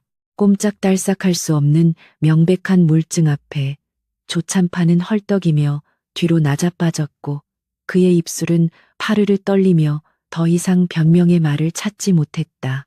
포도대장은 짙은 눈썹을 꿈틀거리며 호통을 쳤다. 양반의 탈을 쓰고 가문의 안방마님을 모해하려 한 그 죄질이 짐승보다도 못하구나. 여봐라. 당장 저 파렴치한 늙은이를 결박하여 하옥할 채비를 갖추어라. 포졸들이 달려들어 조 참판의 팔을 거칠게 꺾어 결박하자 그는 그제야 사태의 심각성을 깨닫고 짐승처럼 울부짖으며 발버둥을 치기 시작했으나 이미 엎질러진 물이었다. 하지만 송씨 부인의 목적은 단순히 조 참판 하나를 단죄하는 것에 그치지 않았다. 그녀의 두 눈동자는 가문의 뿌리를 썩게 만든 진정한 독사 별당에 숨어있는 월화를 향해 매섭게 꽂혀 있었다. 나으리 참판 숙부님의 음모는 빙산의 일각에 불과하옵니다. 제 지아비이신 대감께서 사경을 헤매고 계신 진짜 원인은 첩실 월화가 만월산의 흙무당과 결탁하여 끔찍한 흙주술로 지아비의 목욕물의 살을 날렸기 때문이옵니다. 부인의 입에서 흙주술이라는 단어가 흘러나오자마자 마당의 공기는 순식간에 얼음장처럼 차갑게 얼어붙었다. 짐승의 피와 뼈, 우물물의 변색 등 그동안 집안을 휩쓸었던 괴이한 징조들의 퍼즐이 단번에 맞춰지며 끔찍한 진실의 윤곽이 드러나는 순간이었다. 포도대장은 사태가 단순한 가문 내의 암투를 넘어 사특한 주술이 개입된 대역 무도한 범죄임을 직감하고 곧바로 칼자루를 쥐어 잡았다. 여봐라. 당장 별당을 포위하고 그 요망한 첩실년을 내 앞으로 끌고 오너라.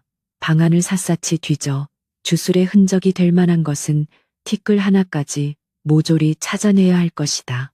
무장한 포졸, 수십 명이 무서운 기세로 앞마당을 가로질러 별당을 향해 돌진하는 발걸음 소리가 쿵쿵 지축을 울렸다.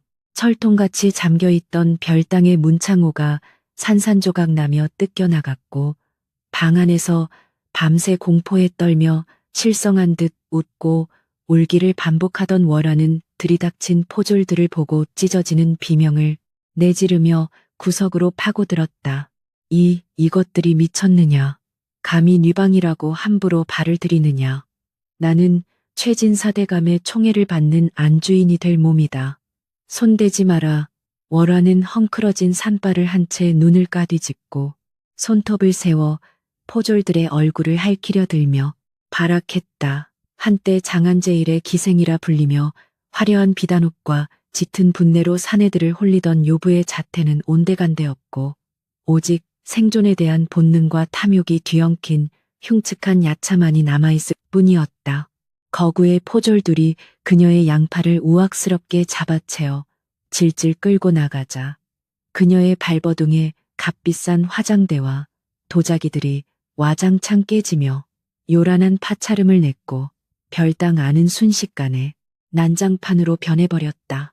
햇살이 내리쬐는 앞마당으로 짐승처럼 질질 끌려 나온 월화는 눈부신 빛에 적응하지 못하고 실눈을 뜬 채 주위를 둘러보았다. 포박된 조 참판과 피투성이가 된 향이 그리고 대청마루에서 자신을 싸늘하게 내려다보는 송씨 부인과 눈이 마주친 순간 그녀의 얼굴은 순식간에 백지장처럼 하얗게 질려버렸다. 이 독살스러운 마녀 내년이 기어이 나를 죽이려 함정을 팠구나. 적반하장으로 송씨 부인을 향해 핏대를 세우며 악을 쓰는 월화의 입가에는 하얀 거품이 맺혀 있었다. 부인은 동요조차 하지 않고 그저 가련하고도 혐오스러운 벌레를 보듯 그녀를 내려다보며 아무 말도 하지 않았다. 진실은 부인의 입이 아니라 곧 별당에서 쏟아져 나올 증거들이 말해줄 것이기 때문이었다. 별당을 수색하던 포졸들이 요란한 기침을 해대며 대청 앞으로 무언가를 들고 나타났다. 그것은 월화가 은밀한 화장대 깊숙한 이중 바닥 아래에 숨겨두었던 검붉은 나무 상자였다. 포도대장이 고갯짓을 하자 포졸 하나가 칼끝으로 상자의 자물쇠를 부수고 뚜껑을 열어젖혔다. 그 순간 코를 찌르는 썩은 고기 냄새와 피비린내가 뒤섞인 끔찍한 악취가 앞마당 전체로 훅 끼쳐오며 구경하던 하인들이 헛구역질을 하며 코를 틀어막았다. 상자 안에는 미처 다 쓰지 못하고 남은 흑주술의 검은 가루와 기괴한 붉은색 문양이 그려진 부적뭉치 그리고 뼈가루들이 소름 끼치게 담겨 있었다. 송씨 부인의 예리한 통찰이 완벽하게 들어맞는 결정적인 순간이었다. 저 흉악한 물건 좀 보소. 저 냄새는 대감마님께서 쓰러지셨던 그날 밤 욕실에서 진동하던 그 역겨운 비린내가 분명하구만요. 하인들 사이에서 터져나온 증언의 포도대장의 눈빛은 살기를 띠며 월화를 향해 번쩍였다. 이 요망한 것, 무덤의 뼈와 원기의 피를 섞어 지아비의 목욕물에 타고도 내년이 무사할 줄 알았더냐. 당장 주리를 틀어 내년의 더러운 입통을 찢어놓기 전에 이 모든 사특한 짓거리에 전말을 자백하거라. 포도대장의 벼락 같은 호통의 월화는 무릎이 꺾이며 바닥에 엎어지면서도 여전히 번들거리는 눈빛으로 미친 듯이 도리지를 치며 거짓말을 쏟아내기 시작했다. 그녀의 영혼은 이미 탐욕의 늪에 완전히 잠식되어 진실을 마주할 능력을 상실한 상태였다. 아닙니다. 모함이옵니다. 저 흉악한 상자는 본처인 송씨년이 제 인기를 시기하여 별당에 몰래 숨겨둔 것이옵니다.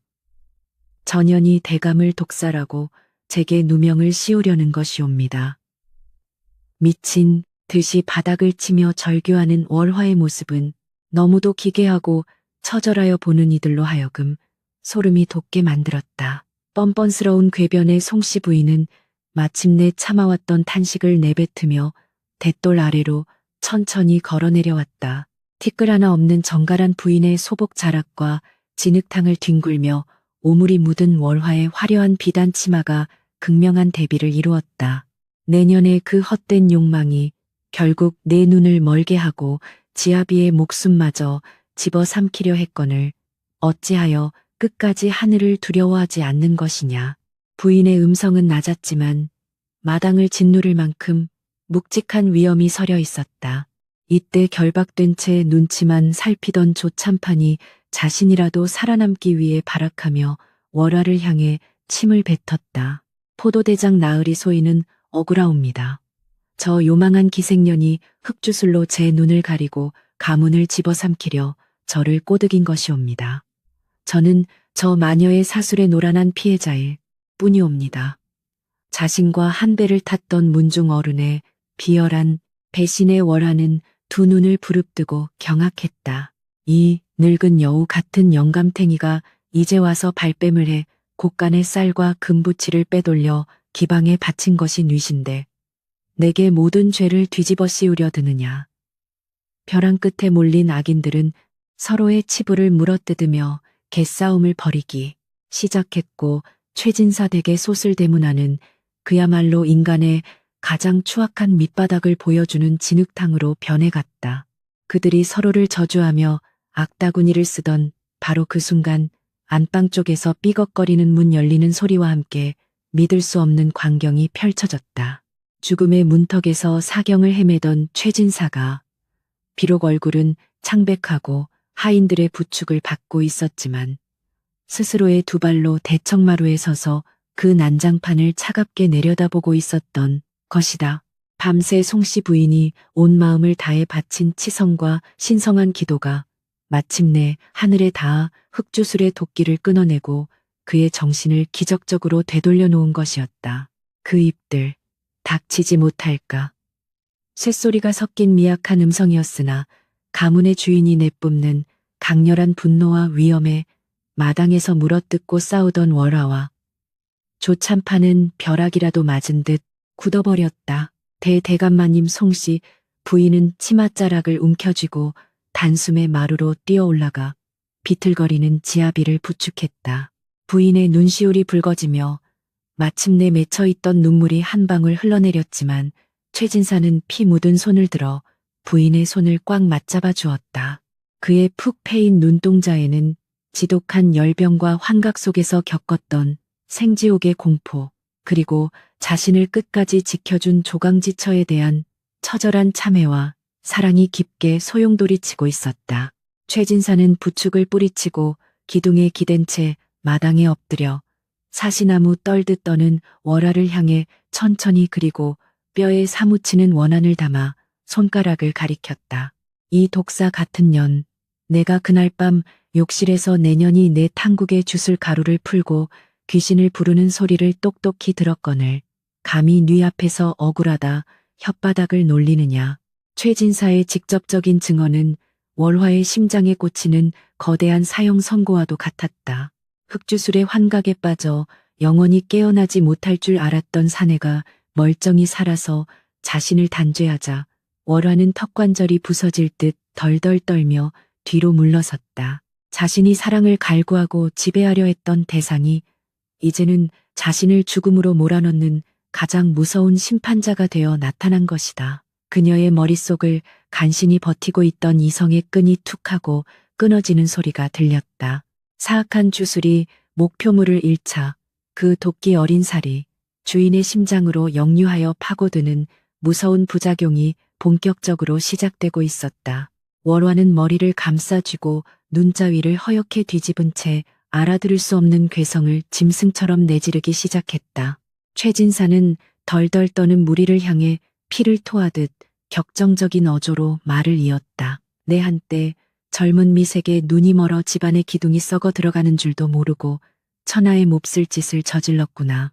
허나 저 사특한 요보와 탐욕스러운 문중에 늙은이가 가문을 삼키려 한 죄악은 결코 용서할 수 없다. 포도대장은 들으시오. 가문의 주인의 이름으로 명하니 저 끔찍한 죄인들을 당장 오라를 지워 관아의 형틀에 매달아 주시오. 가주의 단호한 처벌 의지가 굳혀지자 포도대장은 고개를 끄덕이며 포졸들에게 하옥을 명했다. 그제야 최진사는 다리에 힘이 풀려 송씨 부인의 품으로 허물어지듯 쓰러졌고 부인은 지아비를 끌어안은 채 말없이 그의 창백한 등을 쓸어내리며 길었던 고통의 종지부를 온몸으로 체감하고 있었다. 하지만 흑주술의 진정한 배우를 뽑아내지 않고서는 이 비극이 온전히 끝난 것이 아니었다. 포도대장이 죄인들을 끌고 가려 하자 부인이 다급하게 소리쳤다. 나으리 잠시만 기다려 주시옵소서. 저들을 사주하여 생명을 앗아가려 한 진짜 악귀가 아직 남아있사옵니다.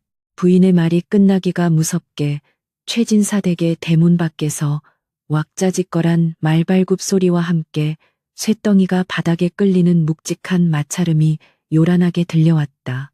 문이 활짝 열리며 전날 밤 부인의 밀명을 받고 산군 관하로 달려갔던 호위무사 덕수가 무장한 관군들과 함께 피투성이가 된 채 밧줄에 꽁꽁 묶인 기괴한 형상의 노파를 질질 끌고 마당으로 들어서고 있었다. 그것은 바로 만월산 골짜기에서 세상을 저주하던 흑무당이었다. 마님 명하신 대로 어젯밤 산군 관아의 군졸들을 동원하여 무당의 소굴을 급습해 이 요망한 노파를 생포해 왔사옵니다. 덕수의 우렁찬 보고에 구경하던 사람들은 혼비백산하여 뒤로 물러섰다. 생포된 흑무당은 머리가 반쯤 타들어가고 온몸이 피범벅이 된 채 마치 지옥에서 갓 튀어나온 악귀와 같은 흉측한 몰골을 하고 있었다. 송씨 부인이 쳐놓은 맑은 기운의 방진에 튕겨나간 충격과 흑주술이 역류한 부작용으로 인해 그녀 역시 치명적인 내상을 입고 관군들에게 저항할 힘조차 잃어버린 상태였다. 밧줄에 묶인 무당은 마당에 내동댕이 쳐지자마자 미친 듯이 웃고 있는 월화를 발견하고는 소름 끼치는 쇳소리로 기괴한 웃음을 터뜨리기 시작했다. 크흐흐 보아라 얄팍한 새끼로 하늘을 품으려 했던 어리석은 불나방의 최후를 내 분명히 경고하지 않았더냐. 사내의 혼을 온전히 부리지 못하면 그 도끼가 내년의 심장을 파먹을 것이라고 무당은 피를 토하면서도 월화를 향해 조롱과 멸시의 시선을 쏟아부었다. 본처의 기운이 저리도 맑고 강직한데 내깐년의 더러운 탐욕으로 어찌 그 장벽을 뚫을 수 있단 말이냐. 우리는 모두 내년에 그 역겨운 욕심 때문에 같이 지옥불로 떨어지게 생겼구나. 무당의 저주 섞인 일갈은 흑주술이라는 것이 결국 인간의 가장 추악한 마음을 먹고 자라며 스스로를 파멸로 이끄는 독, 묻은 칼이라는 끔찍한 진리를 군중들 앞에서 적나라하게 까발리고 있었다. 마침내 사건의 모든 진상과 배우가 백일하에 명명백백히 드러났다. 남편을 죽이려 했던 미학의 출처 가문을 뒤흔든 흑주술의 실체, 그리고 문중을 조종한 탐욕의 사슬까지 송씨 부인이 목숨을 걸고 파놓은 치밀하고도 정의로운 진실의 덫은 어느새 촘촘한 그물이 되어 모든 악인들의 숨통을 완벽하게 옥죄어 버린 것이다. 포도대장은 칼자루를 바닥에 내리치며 우렁차게 명을 하달했다. 이 사악한 죄인들을 한 놈도 남김없이 압송하라. 추상 같은 국법의 심판을 받아 두 번 다시 이 땅에 이토록 추악한 요술이 발붙이지 못하도록 능지처참으로 다스릴 것이다. 철컥거리는 무거운 수갑 소리가 마당을 울리며 공포에 질려 실금한 조 참판과 발악하는 흑무당이 차례로 질질 끌려나갔다. 그러나 월화만큼은 끌려나가는 순간까지도 현실을 부정하며 섬뜩한 광기를 내뿜고 있었다. 치렁치렁한 머리칼을 산발한 채 그녀는 허공을 향해 손을 뻗어 있지도 않은 옷가락질을 만지작거리며 소름 끼치는 교태를 부렸다. 호호호, 대감이 물이 따뜻하지 않사옵니까? 어서 제 치마폭으로 들어오시지요. 제가 장안에서 제일 가는 정실 부인이 될 터이니 그녀의 두 눈동자는 이미 이승의 빛을 잃고 끝없는 환각과 환청이 맴도는 지옥의 구렁텅이로 완전히 떨어져 버린 후였다. 자신이 그토록 원했던 지아비의 사랑과 안방마님의 자리는커녕 스스로의 영혼마저 흑주술의 도끼에 먹혀버린 첩실의 비참하고도 섬뜩한 몰락이었다. 질질 끌려가는 월화에 미친 웃음소리는 대문 밖으로 멀어질 때까지 기괴한 메아리로 남아 사람들의 귀청을 때렸다. 모든 죄인들이 압송되고 폭풍우처럼 휘몰아치던 아수라장이 휩쓸고 지나간 최진사 댁 앞마당에는 마침내 거짓말처럼 깊고 고요한 정적이 찾아왔다. 찢겨진 문창호와 깨진 도자기 조각들이 어지럽게 널려 있었지만 그 폐허 위로 쏟아지는 아침 햇살만큼은 그 어느 때보다도 맑고 투명하게 빛나고 있었다. 송씨 부인은 피로에 지친 지아비의 어깨를 단단히 부축한 채 어둠이 걷히고 새롭게 밝아오는 소슬대문 너머의 푸른 하늘을 올려다보았다. 탐욕과 질투가 빚어낸 끔찍한 비극의 끝에서 굳건한 인내와 진실로 가문을 지켜낸 그녀의 자태는 모진 비바람을 견뎌내고 마침내 고결한 꽃망울을 터뜨린 한 그루 붉은 매화처럼 눈부시도록 아름답고 위엄있게 앞마당을 굽어보고 있었다. 관아의 묵직한 대문이 열리고 천지를 진동하는 듯한 커다란 북소리가 3번 울려 퍼지자 옥사에 갇혀있던 죄인들이 줄지어 형장으로 끌려 나오기 시작했다. 흐린 하늘 아래 잿빛으로 물든 관아 마당에는 장안의 이목이 쏠린 희대의 흑주술 사건을 구경하기 위해 몰려든 백성들로 발 디딜 틈조차 없었다. 으스스한 형틀과 붉은 칠을 한 곤장들이 아침 햇살을 받아 섬뜩한 광채를 뿜어내고 있었고 험악한 인상의 나졸들이 삼지창을 든 채 살벌한 기운을 내뿜으며 마당을 에워쌌다. 쇠사슬이 바닥을 긁는 소리가 소름 끼치게 울려 퍼지는 가운데 가장 앞장서서 끌려 나온 자는 초췌한 몰골로 발악하는 조참판이었고 그 뒤를 이어 미치광이가 되어버린 월화와 흉측한 노파의 형상을 한 흑무당이 짐승처럼 질질 끌려왔다. 동원 대청마루 중앙에는 호랑이 가죽이 덮인 의자에 꼿꼿하게 앉은 고을 수령, 사또가 매서운 눈빛으로 죄인들을 굽어 살피고 있었다. 사또의 곁에는 어제 관아에 고변을 올린 송씨 부인과 기적적으로 의식을 되찾았으나 여전히 안색이 창백한 최진사가 자리를 지키고 앉아 이 끔찍한 심판의 현장을 차갑 내려다보았다. 내 이놈들 양반의 탈을 쓰고 가문의 안방마님을 모해하려 한 것도 모자라 사특한 주술로 지아비를 해치려 한 천인 공로할 대역죄인들은 고개를 들라 사또의 벼락 같은 호통이 쩌렁쩌렁하게 울려 퍼지자 마당에 꿇어앉은 조 참판은 사시나무 떨듯 온몸을 떨며 바닥에 머리를 짓찍기 시작했다. 하지만 미쳐버린 월화는 수령의 호통에도 아랑곳하지 않고 허공을 향해 실없이 웃어대며 기괴한 춤사위를 흉내내고 있어 구경꾼들을 경악하게 만들었다. 사사또 나으리 억울하옵니다. 소인은 그저 가문의 안위를 걱정하여 나섰을 뿐 저 요망한 기생년이 흑무당과 짜고 버린 주술 따위는 전혀 알지 못했사옵니다. 조 참판은 결박된 몸을 비틀며 피를 토하듯 거짓 변명을 늘어놓았다. 자신이 향이에게 쥐약과 음표를 건넨 명백한 물증이 있음에도 불구하고 권력에 찌든 늙은이는 마지막까지 자신의 죄를 부인하며 모든 책임을 월화에게 떠넘기려 발악했다. 그 비열하고 추악한 몰골을 지켜보던 송씨 부인은 차가운 멸시의 시선을 보내며 조용히 입을 열었다. 어찌 그리 하늘이 두렵지 않으십니까? 참판 숙부님께서 향이에게 독약을 건네며 안채를 뒤집어 엎으려 하신 증자가 이미 관아의 창고에 쌓여 있건을 끝까지 새치 혀로 법도를 능멸하려 드시는 것입니까? 송씨 부인의 찌르는 듯한 일갈의 조 참판은 꿀먹은 벙어리처럼 입을 뻐끔거리며 식은땀만 흘려댔다. 사또는 눈살을 찌푸리며 곁에 둔 증거물 상자를 발로 차서 마당으로 굴려버렸다. 저 늙은 여우의 주둥이를 닥치게 하라. 증자가 산더미 갖건을 아직도 발뺌을 한단 말이냐. 여봐라. 저 파렴치한 놈을 형틀에 묶고 주리를 틀어 스스로 진실을 토설하게 만들라. 벼락 같은 명령이 떨어지기가 무섭게 나졸들이 달려들어 조 참판의 멱살을 잡아 끌고 무시무시한 형틀에 결박했다.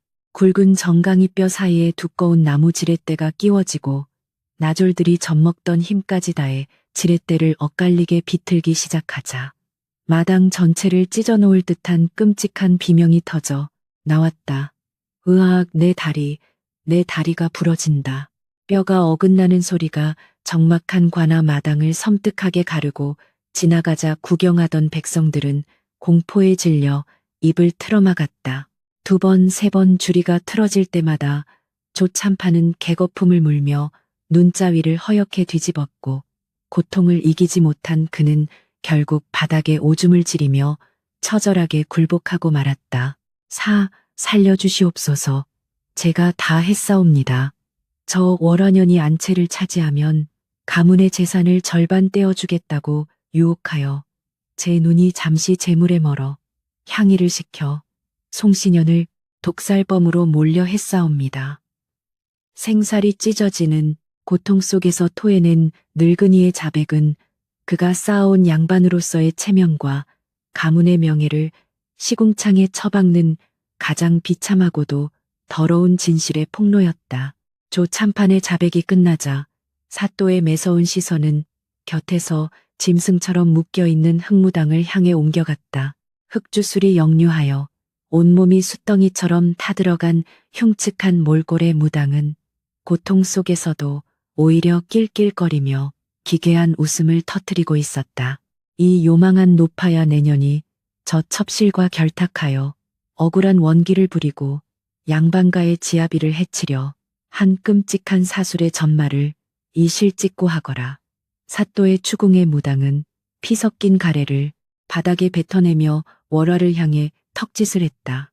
흐흐흐 나으리, 저 미련한 불나방이 천금을 싸들고 와서는 본처를 저주해 죽이고 남편을 제 치마폭의 노예로 만들 미약을 달라고 애걸복걸했습지요. 저는 그저 돈을 받고 여우의 뼈와 짐승의 피를 섞어 비방을 내어주었을 뿐이옵니다. 무당의 소름 끼치는 진술이 이어질 때마다 최진사의 얼굴은 참담한 분노와 배신감으로 파르르 떨렸다. 자신이 밤마다 품었던 여인이 등 뒤에서는 칼을 갈며 자신을 주술의 노예로 만들려 했다는 사실은 뼈를 깎는 듯한 수치심을 안겨주었다. 무당은 쉰 목소리로 계속해서 말을 이었다. 하지만 저 어리석은 기생년은 몰랐던 geb니다.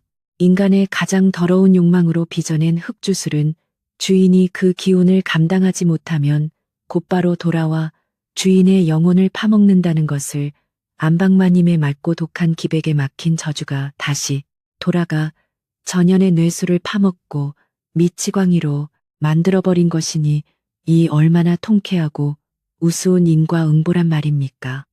크하하 광기에 찬 무당의 웃음소리가 마당을 맴돌며 사람들의 등골을 서늘하게 만들었다. 진실이 하나둘씩 백일하에 드러나자 마침내 사또의 서슬퍼런 칼끝은 이 모든 비극의 근원이자 폭주하는 탐욕의 덩어리인 월화를 겨누었다. 내 인연 월화야 듣고 있느냐. 내년의 사특한 욕망이 문중을 흔들고 지아비를 사지로 몰아넣었건만 끝까지 미친 척하며 하늘의 벌을 피하려 드느냐. 사또의 호령에도 월화는 멍한 눈으로 허공을 응시하며 손가락으로 알 수 없는 무늬를 바닥에 그리고 있을 뿐이었다. 대감, 향유를 더 넣을까요? 목욕물이 식기 전에 어서 들어오시지요. 그녀의 입술에서는 사건이 벌어지던 날 밤의 환각이 끊임없이 흘러나왔고 이승과 저승의 경계에 갇혀버린 그녀의 영혼은 이미 참혹하게 부서져 내린 뒤였다. 월화의 실성한 모습을 지켜보던 최진사는 마침내 참아왔던 울분을 터뜨리며 자리에서 벌떡 일어났다. 비틀거리는 걸음으로 마루를 내려와 월화의 코앞까지 다가간 그는 분노로 이글거리는 두 눈으로 그녀를 내려다보았다. 이 악독한 년아 내년이 감히 내 목숨을 쥐고 흔들려 흑주술을 부렸단 말이냐. 내 평생 너를 아끼고 비단옷에 금은보화로 치장해 주었거늘 네가 어찌 이리도 짐승만도 못한 짓을 저지를 수 있단 말이냐. 최진사의 처절한 절규가 귓가를 때리자 환각 속에 빠져있던 월화의 초점 잃은 눈동자가 순간적으로 번쩍 뜨이며 찰나의 이성이 돌아온 듯 기괴하게 뒤틀린 표정을 지어 보였다. 아끼고 치장해 주었다고 닥치시지. 돌연 야차처럼 돌변한 월화가 목에 핏대를 세우며 최진사를 향해 미친 듯이 악을 쓰기 시작했다. 내깟 놈의 알량한 총애 따위가 무엇란 말이냐. 난 평생을 천한 기생년이라 손가락질 받으며 뒷방 첩실로 썩어가는 것에 진저리가 났어. 그 고상한 척하는 안방마님 년이 내리까라. 보는 시선 속에서 숨이 막혀 죽을 것 같았단 말이다. 짐승의 포효와도 같은 그녀의 발악은 관아마당을 충격에 빠뜨렸다. 내가 원하는 건 대감의 껍데기가 아니라 이 집안의 안주인이라는 권력과 무릎 꿇린 내 놈의 온전한 복종이었어. 내 아들이 서출의 꼬리표를 떼고 가문을 물려받게 하려면 그 잘난 정실련의 숨통을 끊어놓는 수밖에 없었단 말이다. 억눌렸던 열등감과 더러운 탐욕이 폭발하며 쏟아낸 월화의 절규는 너무도 끔찍하고 적나라하여 듣는 이들로 하여금 구역질이 나게 만들었다. 최진사는 그녀의 입에서 쏟아지는 악의에 찬 폭언에 충격을 받아 비틀거리며 물러섰고 송씨 부인이 다급하게 내려와 지아비를 부축했다. 이 이악기 같은 년, 내 스스로 지옥불로 뛰어들었구나. 최진사는 피를 토할 듯한 참담함에 눈을 감아버렸고 송씨 부인은 한치의 흔들림 없는 차가운 눈빛으로 월화를 쏘아보며 조용히 일갈했다. 분수를 모르고 남의 자리를 탐낸 욕망의 대가가 얼마나 혹독한지 내년은 이제 몸뚱이가 찢겨나가는 고통 속에서 뼈저리게 느끼게 될 것이다. 사또는 분노로 수염을 파르르 떨며 자리에서 벌떡 일어나 호령했다. 저 요망한 마녀의 입통을 당장 찢어 발겨라. 인간의 도리를 잊고 짐승의 길을 선택한 자에게는 오직 피와 살이 찢기는 국법의 엄중함만이 필요할 뿐이다. 여봐라, 저 마녀를 형틀에 매달고 주리를 단단히 틀어라. 나졸들이 짐승처럼 달려들어 월화의 사지를 결박하고 굵은 나무 지렛대를 다리 사이에 쑤셔 넣었다. 밧줄이 살을 파고드는 고통의 월화가 찢어지는 비명을 내질렀으나 사또의 눈빛에는 일말의 동정심도 서려 있지 않았다. 당겨라. 저 사악한 귀기의 뼈마디가 모조리 부서질 때까지 당기란 말이다. 우드득 소름 끼치는 파열음과 함께 형장이 떠나갈 듯한 월화의 비명이 하늘을 찔렀다. 화려한 비단옷을 즐겨 입고 고운 비투이던 장한 최고의 기생은 이제 진흙탕 속에 뒹굴며 피범벅이 된 채 살려달라고 울부짖는 고깃덩어리에 불과했다. 하지만 나졸들은 멈추지 않고 더욱 세차게 지렛대를 비틀었고 월화의 뼈가 으스러지며 검붉은 피가 바닥을 흥건하게 적셨다. 아, 잘못했사옵니다. 살려주시옵소서. 제가 미쳤었사옵니다. 고통을 견디지 못하고 정신이 들었다. 나갔다를 반복하며 애원하는 그녀의 처절한 몰골은 삿된 욕망에 사로잡 천륜을 어지럽힌 자의 최후가 얼마나 끔찍한지 백성들에게 보여주는 산 교훈이 되고 있었다. 한편 마당 한 구석에 묶여있던 흥무당은 그 참혹한 광경을 지켜보며 여전히 미친 듯이 낄낄대고 있었다. 크흐흐, 보아라, 살이 찢기고 피가 튀는 저 축제를. 흑주술의 재단은 결국 피를 마셔야만 다치는 법. 내 영혼은 썩어 문드러졌어도 내년이 지옥불에 타는 꼴을 보니 여한이 없구나. 무당의 기괴한 웃음소리가 관아에 울려 퍼지자 사또는 불같이 화를 내며 책상을 내리쳤다. 저 사특한 요사쟁이 노파의 목부터 베어버려라. 여봐라.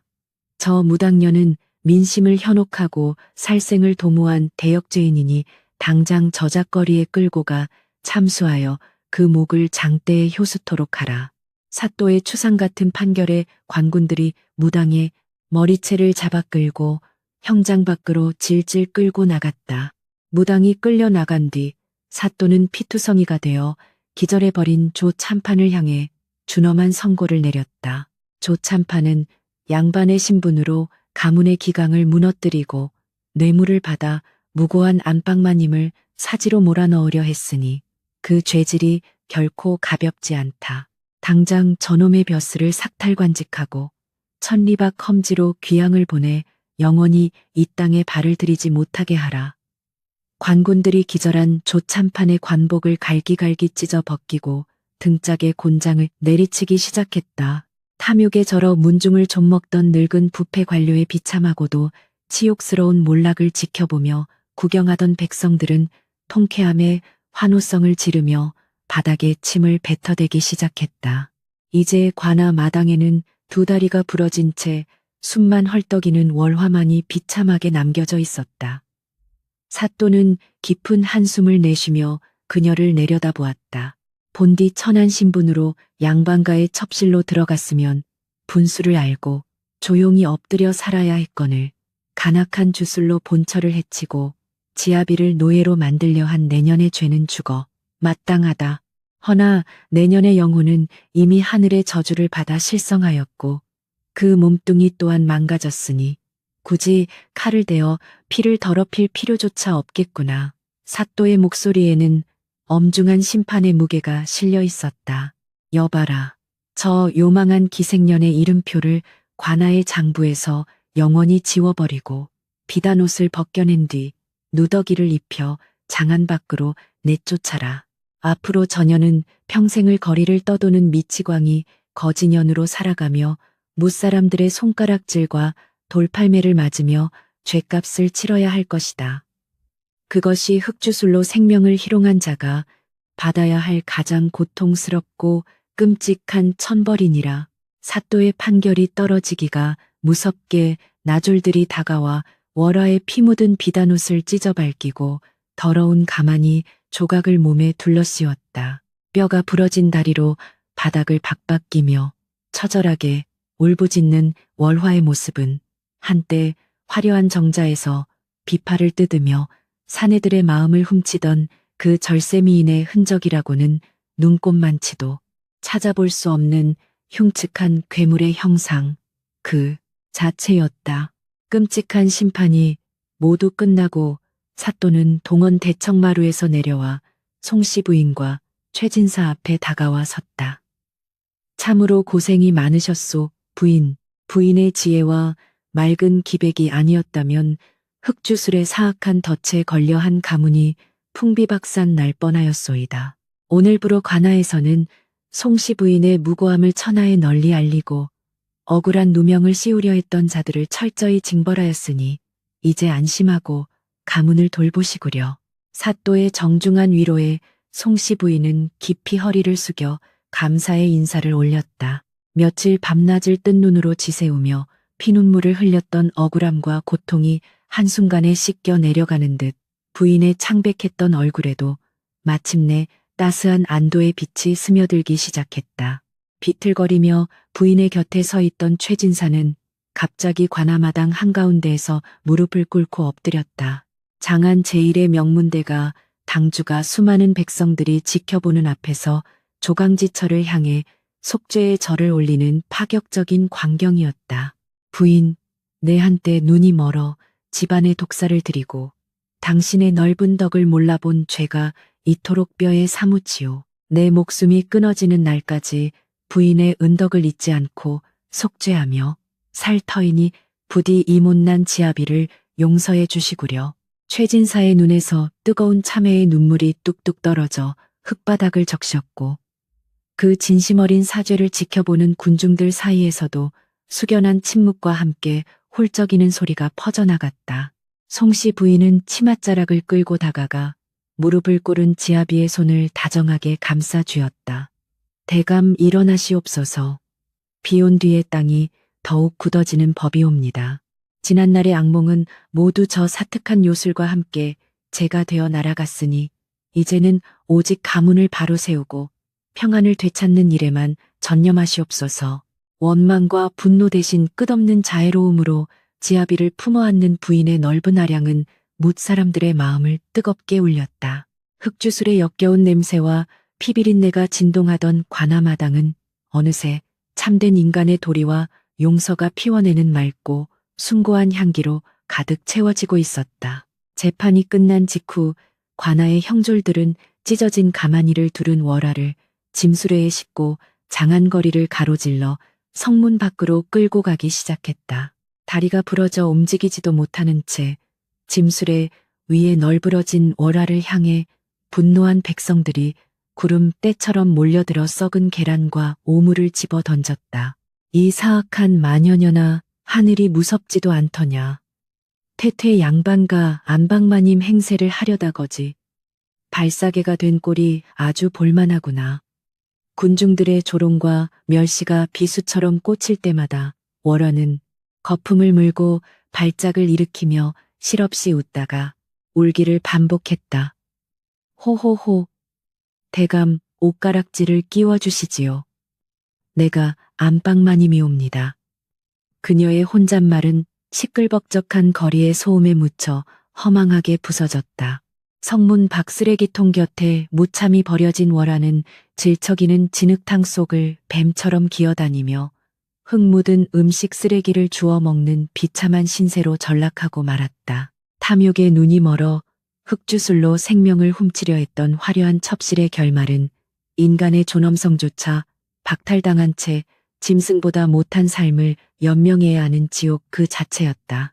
밤이 되자 굶주린 들개들이 그녀의 주변을 맴돌며 이빨을 드러냈고 추위와 고통 속에서 미쳐버린 월화의 구슬픈 곡소리만이 어둠이 내린 성벽 주위를 처량하게 맴돌았다. 하늘의 이치를 거스르고 삿된 욕망을 품은 자를 기다리는 것은 오직 처절한 인과응보의 칼날뿐임을 뼈저리게 증명하는 끔찍한 몰락의 현장이었다. 한편 조참판은 칼을 쓴 채 포승줄에 묶여 천리박유배지로 비틀거리며 쫓겨나고 있었고 장한 저작거리 한복판에는 사악한 주술로 세상을 어지럽힌 흑무당의 머리가 장대에 높이 매달려 까마귀 떼의 먹이가 되고 있었다. 최진사 댁을 집어삼키려 했던 거대하고도 사악한 악의 축들은 송씨 부인의 굳건한 기백과 진실 앞에 모조리 산산조각이 나버렸다. 거짓과 탐욕이 만들어낸 거친 폭풍우가 지나간 자리에는 마침내 악이 베어지고 선이 승리하는 통쾌하고도 준엄한 세상의 이치가 다시 한번 굳건하게 뿌리를 내리게 된 것이다. 모든 파란이 가라앉은 며칠 뒤 최진사 댁 앞마당에서는 집안의 불길한 기운을 모두 씻어내기 위한 성대한 씻김굿이 벌어지고 있었다. 깨끗하게 차려입은 하인들은 환한 얼굴로 바쁘게 움직였고 안채의 문을 활짝 열어젖힌 송씨 부인은 따스한 햇살을 받으며 마당 한가운데 피어난 붉은 매화를 조용히 응시하고 있었다. 비록 상처는 깊었으나 그 상처를 이겨내고 더욱 단단해진 부인의 모습은 가문의 영원한 수호신과도 같았다. 처참했던 피바람이 걷히고 마침내 되찾은 평온한 일상 속에서 최진사 댁은 과거의 어리석음을 거울 삼아 두 번 다시 삿된 욕망이 스며들지 못할 맑고 강건한 가문으로 새로 태어날 준비를 마친 것이다. 칠흑 같던 절망의 기나긴 겨울이 물러가고 마침내 최진사 댁의 넓은 앞마당에도 따스하고 눈부신 봄 햇살이 폭포수처럼 쏟아져 내리기 시작했다. 사특한 흙주술의 탁한 기운과 짐승의 피비린내로 얼룩졌던 끔찍한 과거의 흔적들은 겨우내 내린 흰 눈이 녹아내리며 땅속 깊은 곳으로 영원히 씻겨 내려간 듯했다. 굳게 닫혀있던 소슬대문은 이제 활짝 열려 맑은 산바람을 맞이하였고 처마 끝에 매달린 풍경은 부드러운 봄바람의 손길을 따라 청아하고 맑은 소리를 내며 온 집안에 평화로운 생기를 불어넣고 있었다. 마치 억울하게 죽은 원귀들의 한숨으로 가득 찼던 공간이 하늘의 은혜를 입어 새롭게 태어난 것만 같은 눈부신 부활의 아침이었다. 저주를 받아 핏빛으로 붉게 썩어 문드러졌던 뒤뜰의 우물물은 거짓말처럼 다시 바닥의 조약돌이 훤히 비칠 정도로 투명하고 시원한 생명수로 돌아왔다.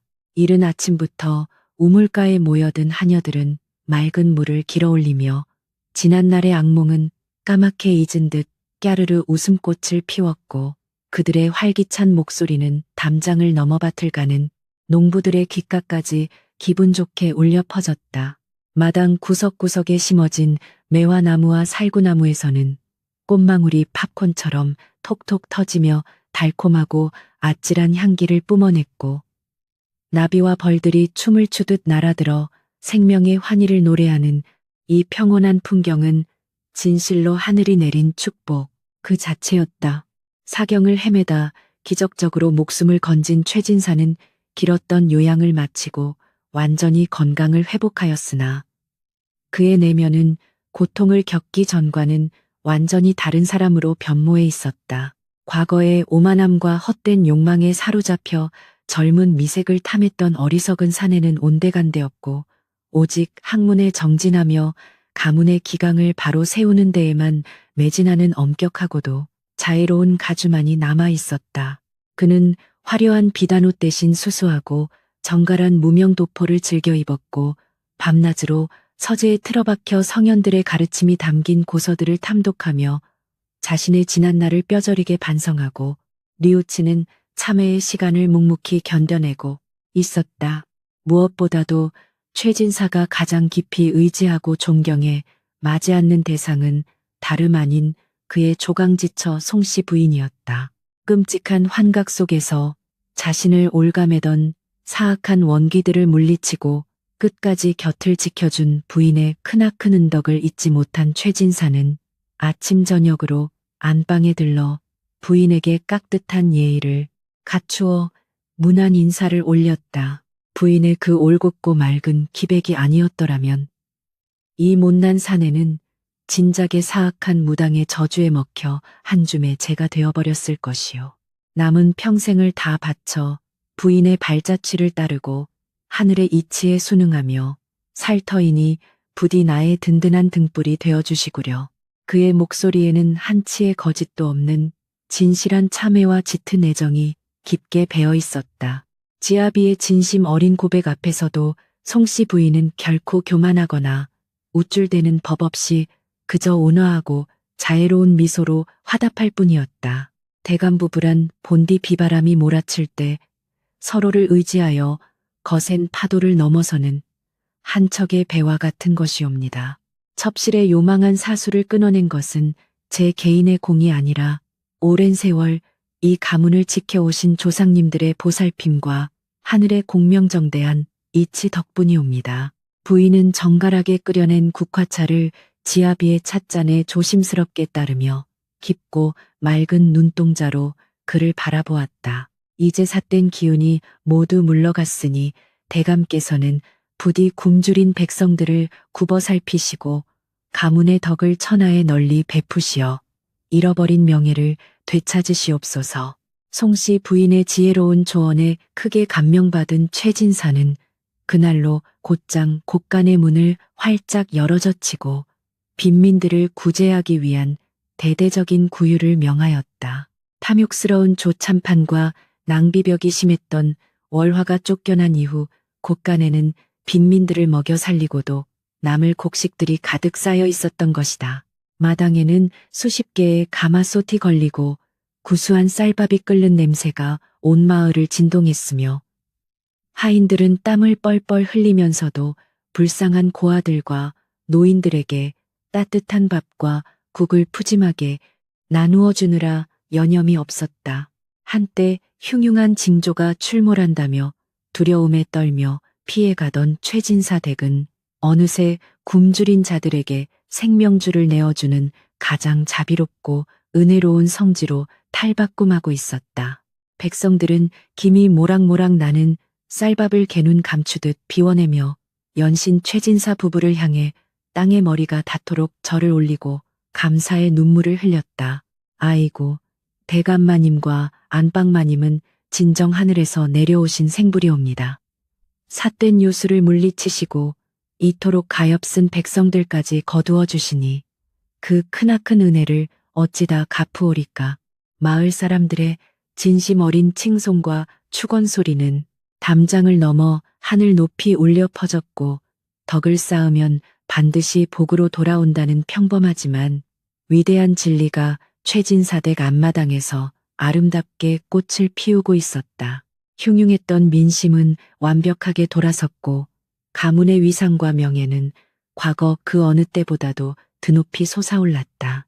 집안의 기강을 바로잡고 안위를 지키는데 으뜸가는 공을 세운 호위무사 덕수는 안채를 총괄하는 호위대장으로 승진하여 눈부신 활약을 펼치고 있었다. 그는 젊고 건장한 장정들을 모아 아침 저녁으로 무예를 단련시키며 두 번 다시는 외부의 사특한 기운이나 간악한 도적대가 가문을 넘보지 못하도록 철통 같은 방어 태세를 갖추었다.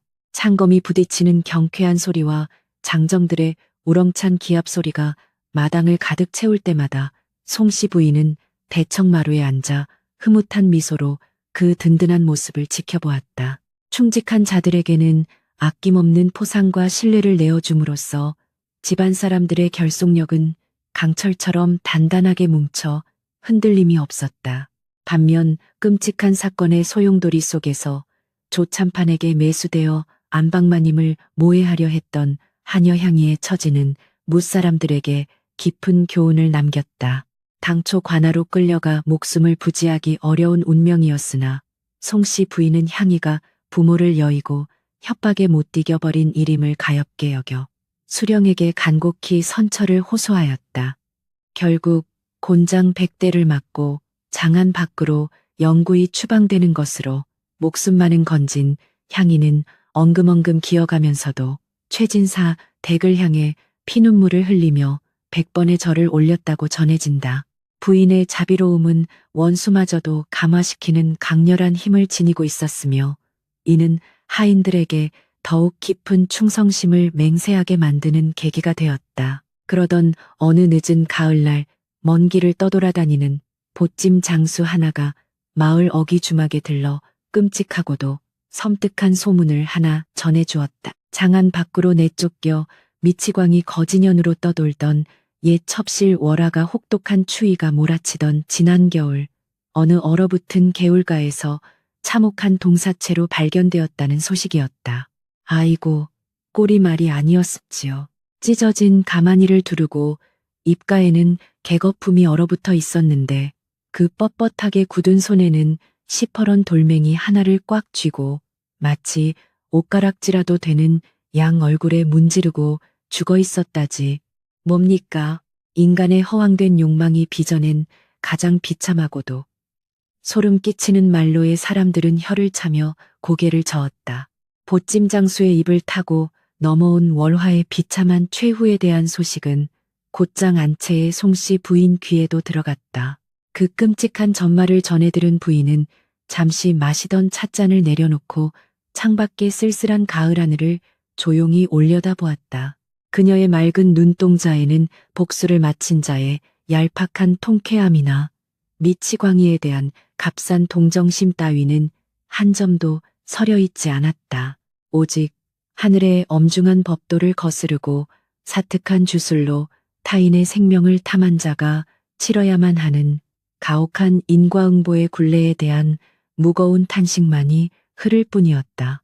부인은 조용히 자리에서 일어나 화로에 치명한 조각을 던져넣고 합장하며 허공을 떠도는 가엾고 어리석은 혼백이 이승의 헛된 미련을 버리기를 묵묵히 기원하였다.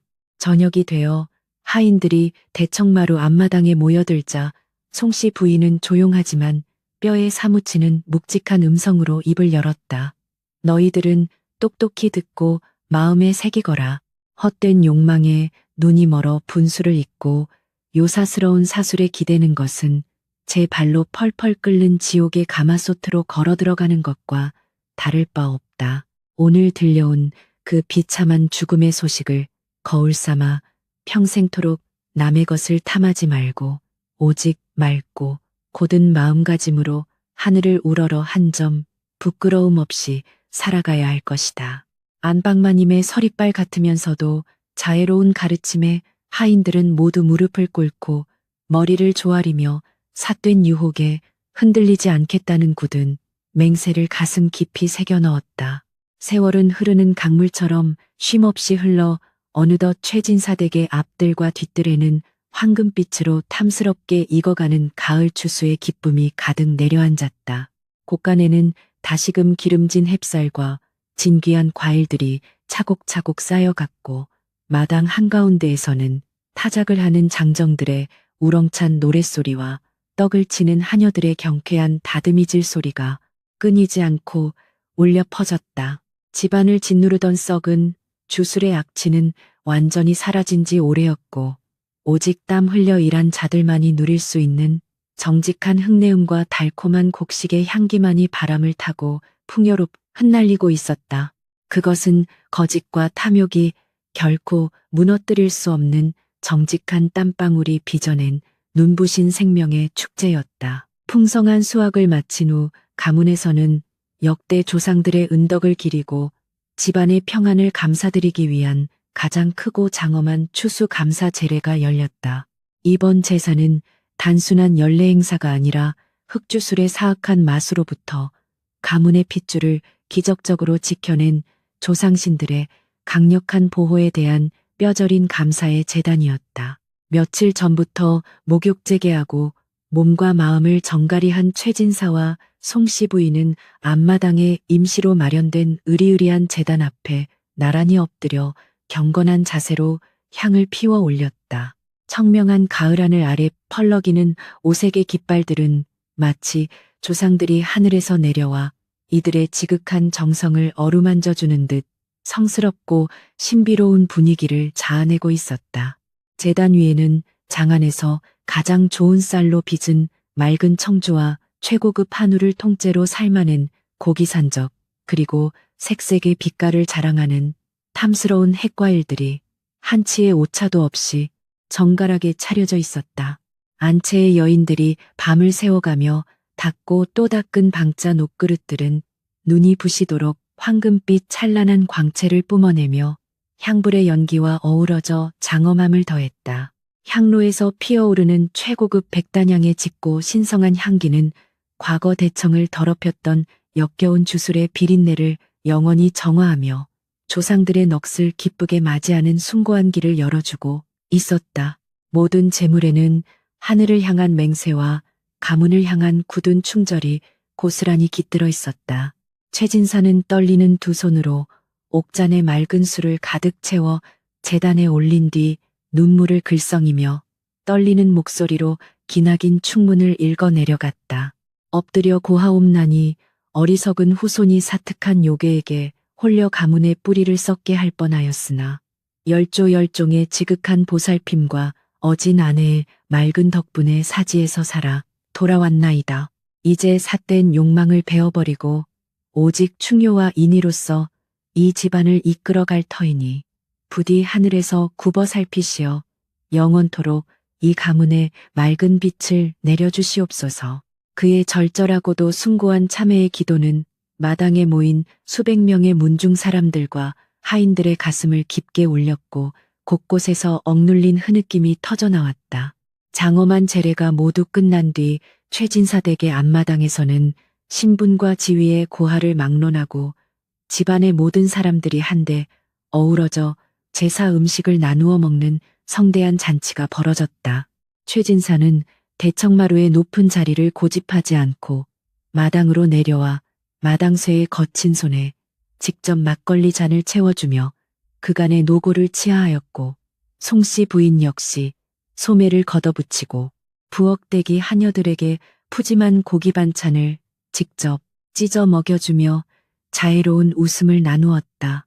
끔찍했던 사륙의 위기를 함께 넘긴 이들은 더 이상 단순한 주종 관계가 아니라 하나의 거대하고 단단한 운명 공동체이자 피보다 진한 가족으로 거듭나 있었던 것이다. 잔치가 무르익고 시끌벅적했던 열기가 서서히 가라앉을 무렵 하늘에는 은쟁반같이 둥글고 밝은 보름달이 떠올라 최진사 댁의 기와지붕을 부드러운 은빛으로 어루만지기 시작했다. 한때 월화가 기거하며 온갖 사특한 흑주술을 꾸며내어 흉흉한 소문이 끊이지 않았던 뒤뜰의 별당은 송씨 부인의 명으로 완전히 허물어지고 맑은 연못이 찰랑이는 아름다운 정자로 새롭게 태어나 있었다.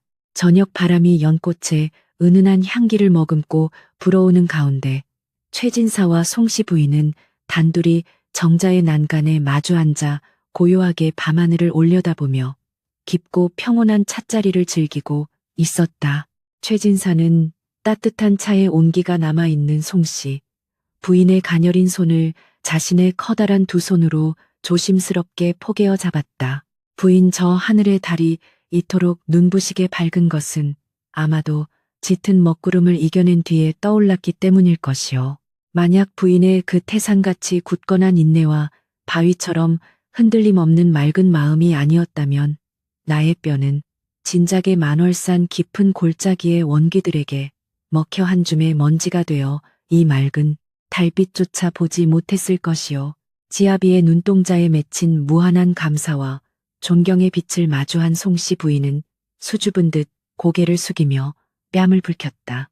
대감 호랑이에게 물려가도 정신만 차리면 산다는 옛말이 어찌 틀리겠사옵니까? 진정한 강함이란 사악한 귀신을 부리는 데 있는 것이 아니라 어떠한 시련 앞에서도 인간으로서의 도리를 잃지 않고 스스로의 양심에 떳떳하게 맞서는 데 있는 줄로 아옵니다. 부인의 옷깃을 굴러가듯 맑고 청아한 목소리는 밤바람을 타고 정자 안을 부드럽게 감돌았다. 사특한 욕망은 한때 들불처럼 번져 모든 것을 태울 듯 기세를 부리지만 결국 스스로의 뜨거움을 이기지 못해 잿더미로 쓰러지는 법. 오직 진실하고 맑은 마음만이 차가운 바위를 뚫고 나오는 끈질긴 물방울처럼 영원한 생명력을 지니는 법이옵니다. 최진사는 부인의 깊은 지혜가 담긴 철학적인 통찰에 깊이 탐복하며 연신 고개를 끄덕였다. 옳은 말씀이오.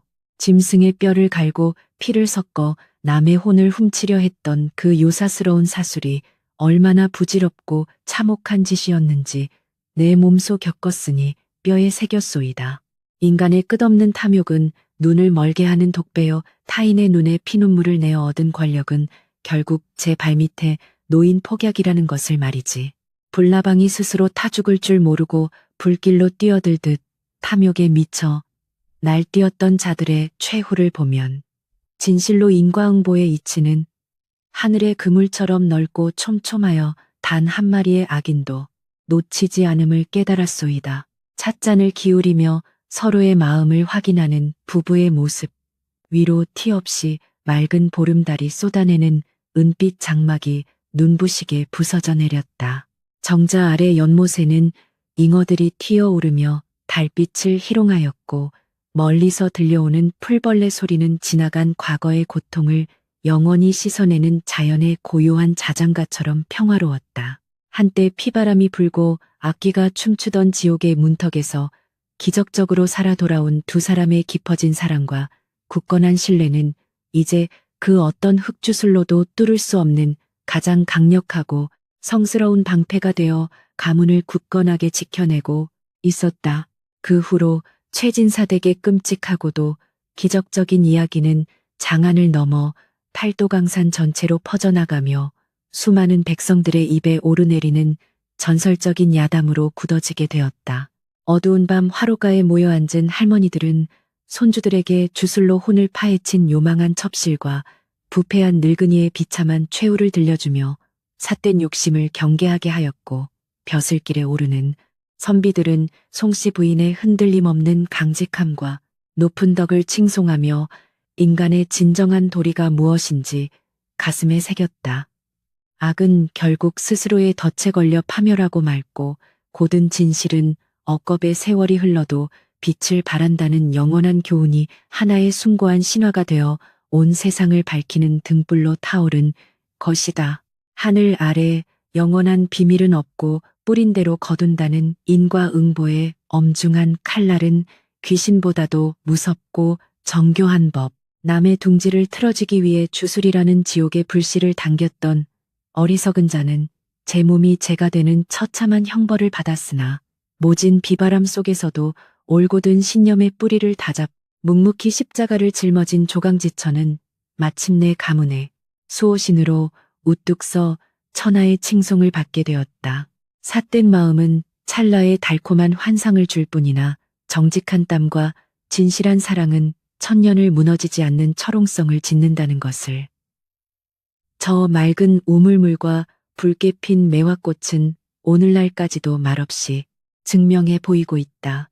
사악한 원기들의 저주가 완전히 걷히고 맑은 정기가 가득 들어찬 최진사댁의 소슬대문 안쪽에서는 매일 아침 새소리와 함께 평화롭고 따스한 사람들의 웃음소리가 봄꽃처럼 눈부시게 피어났다.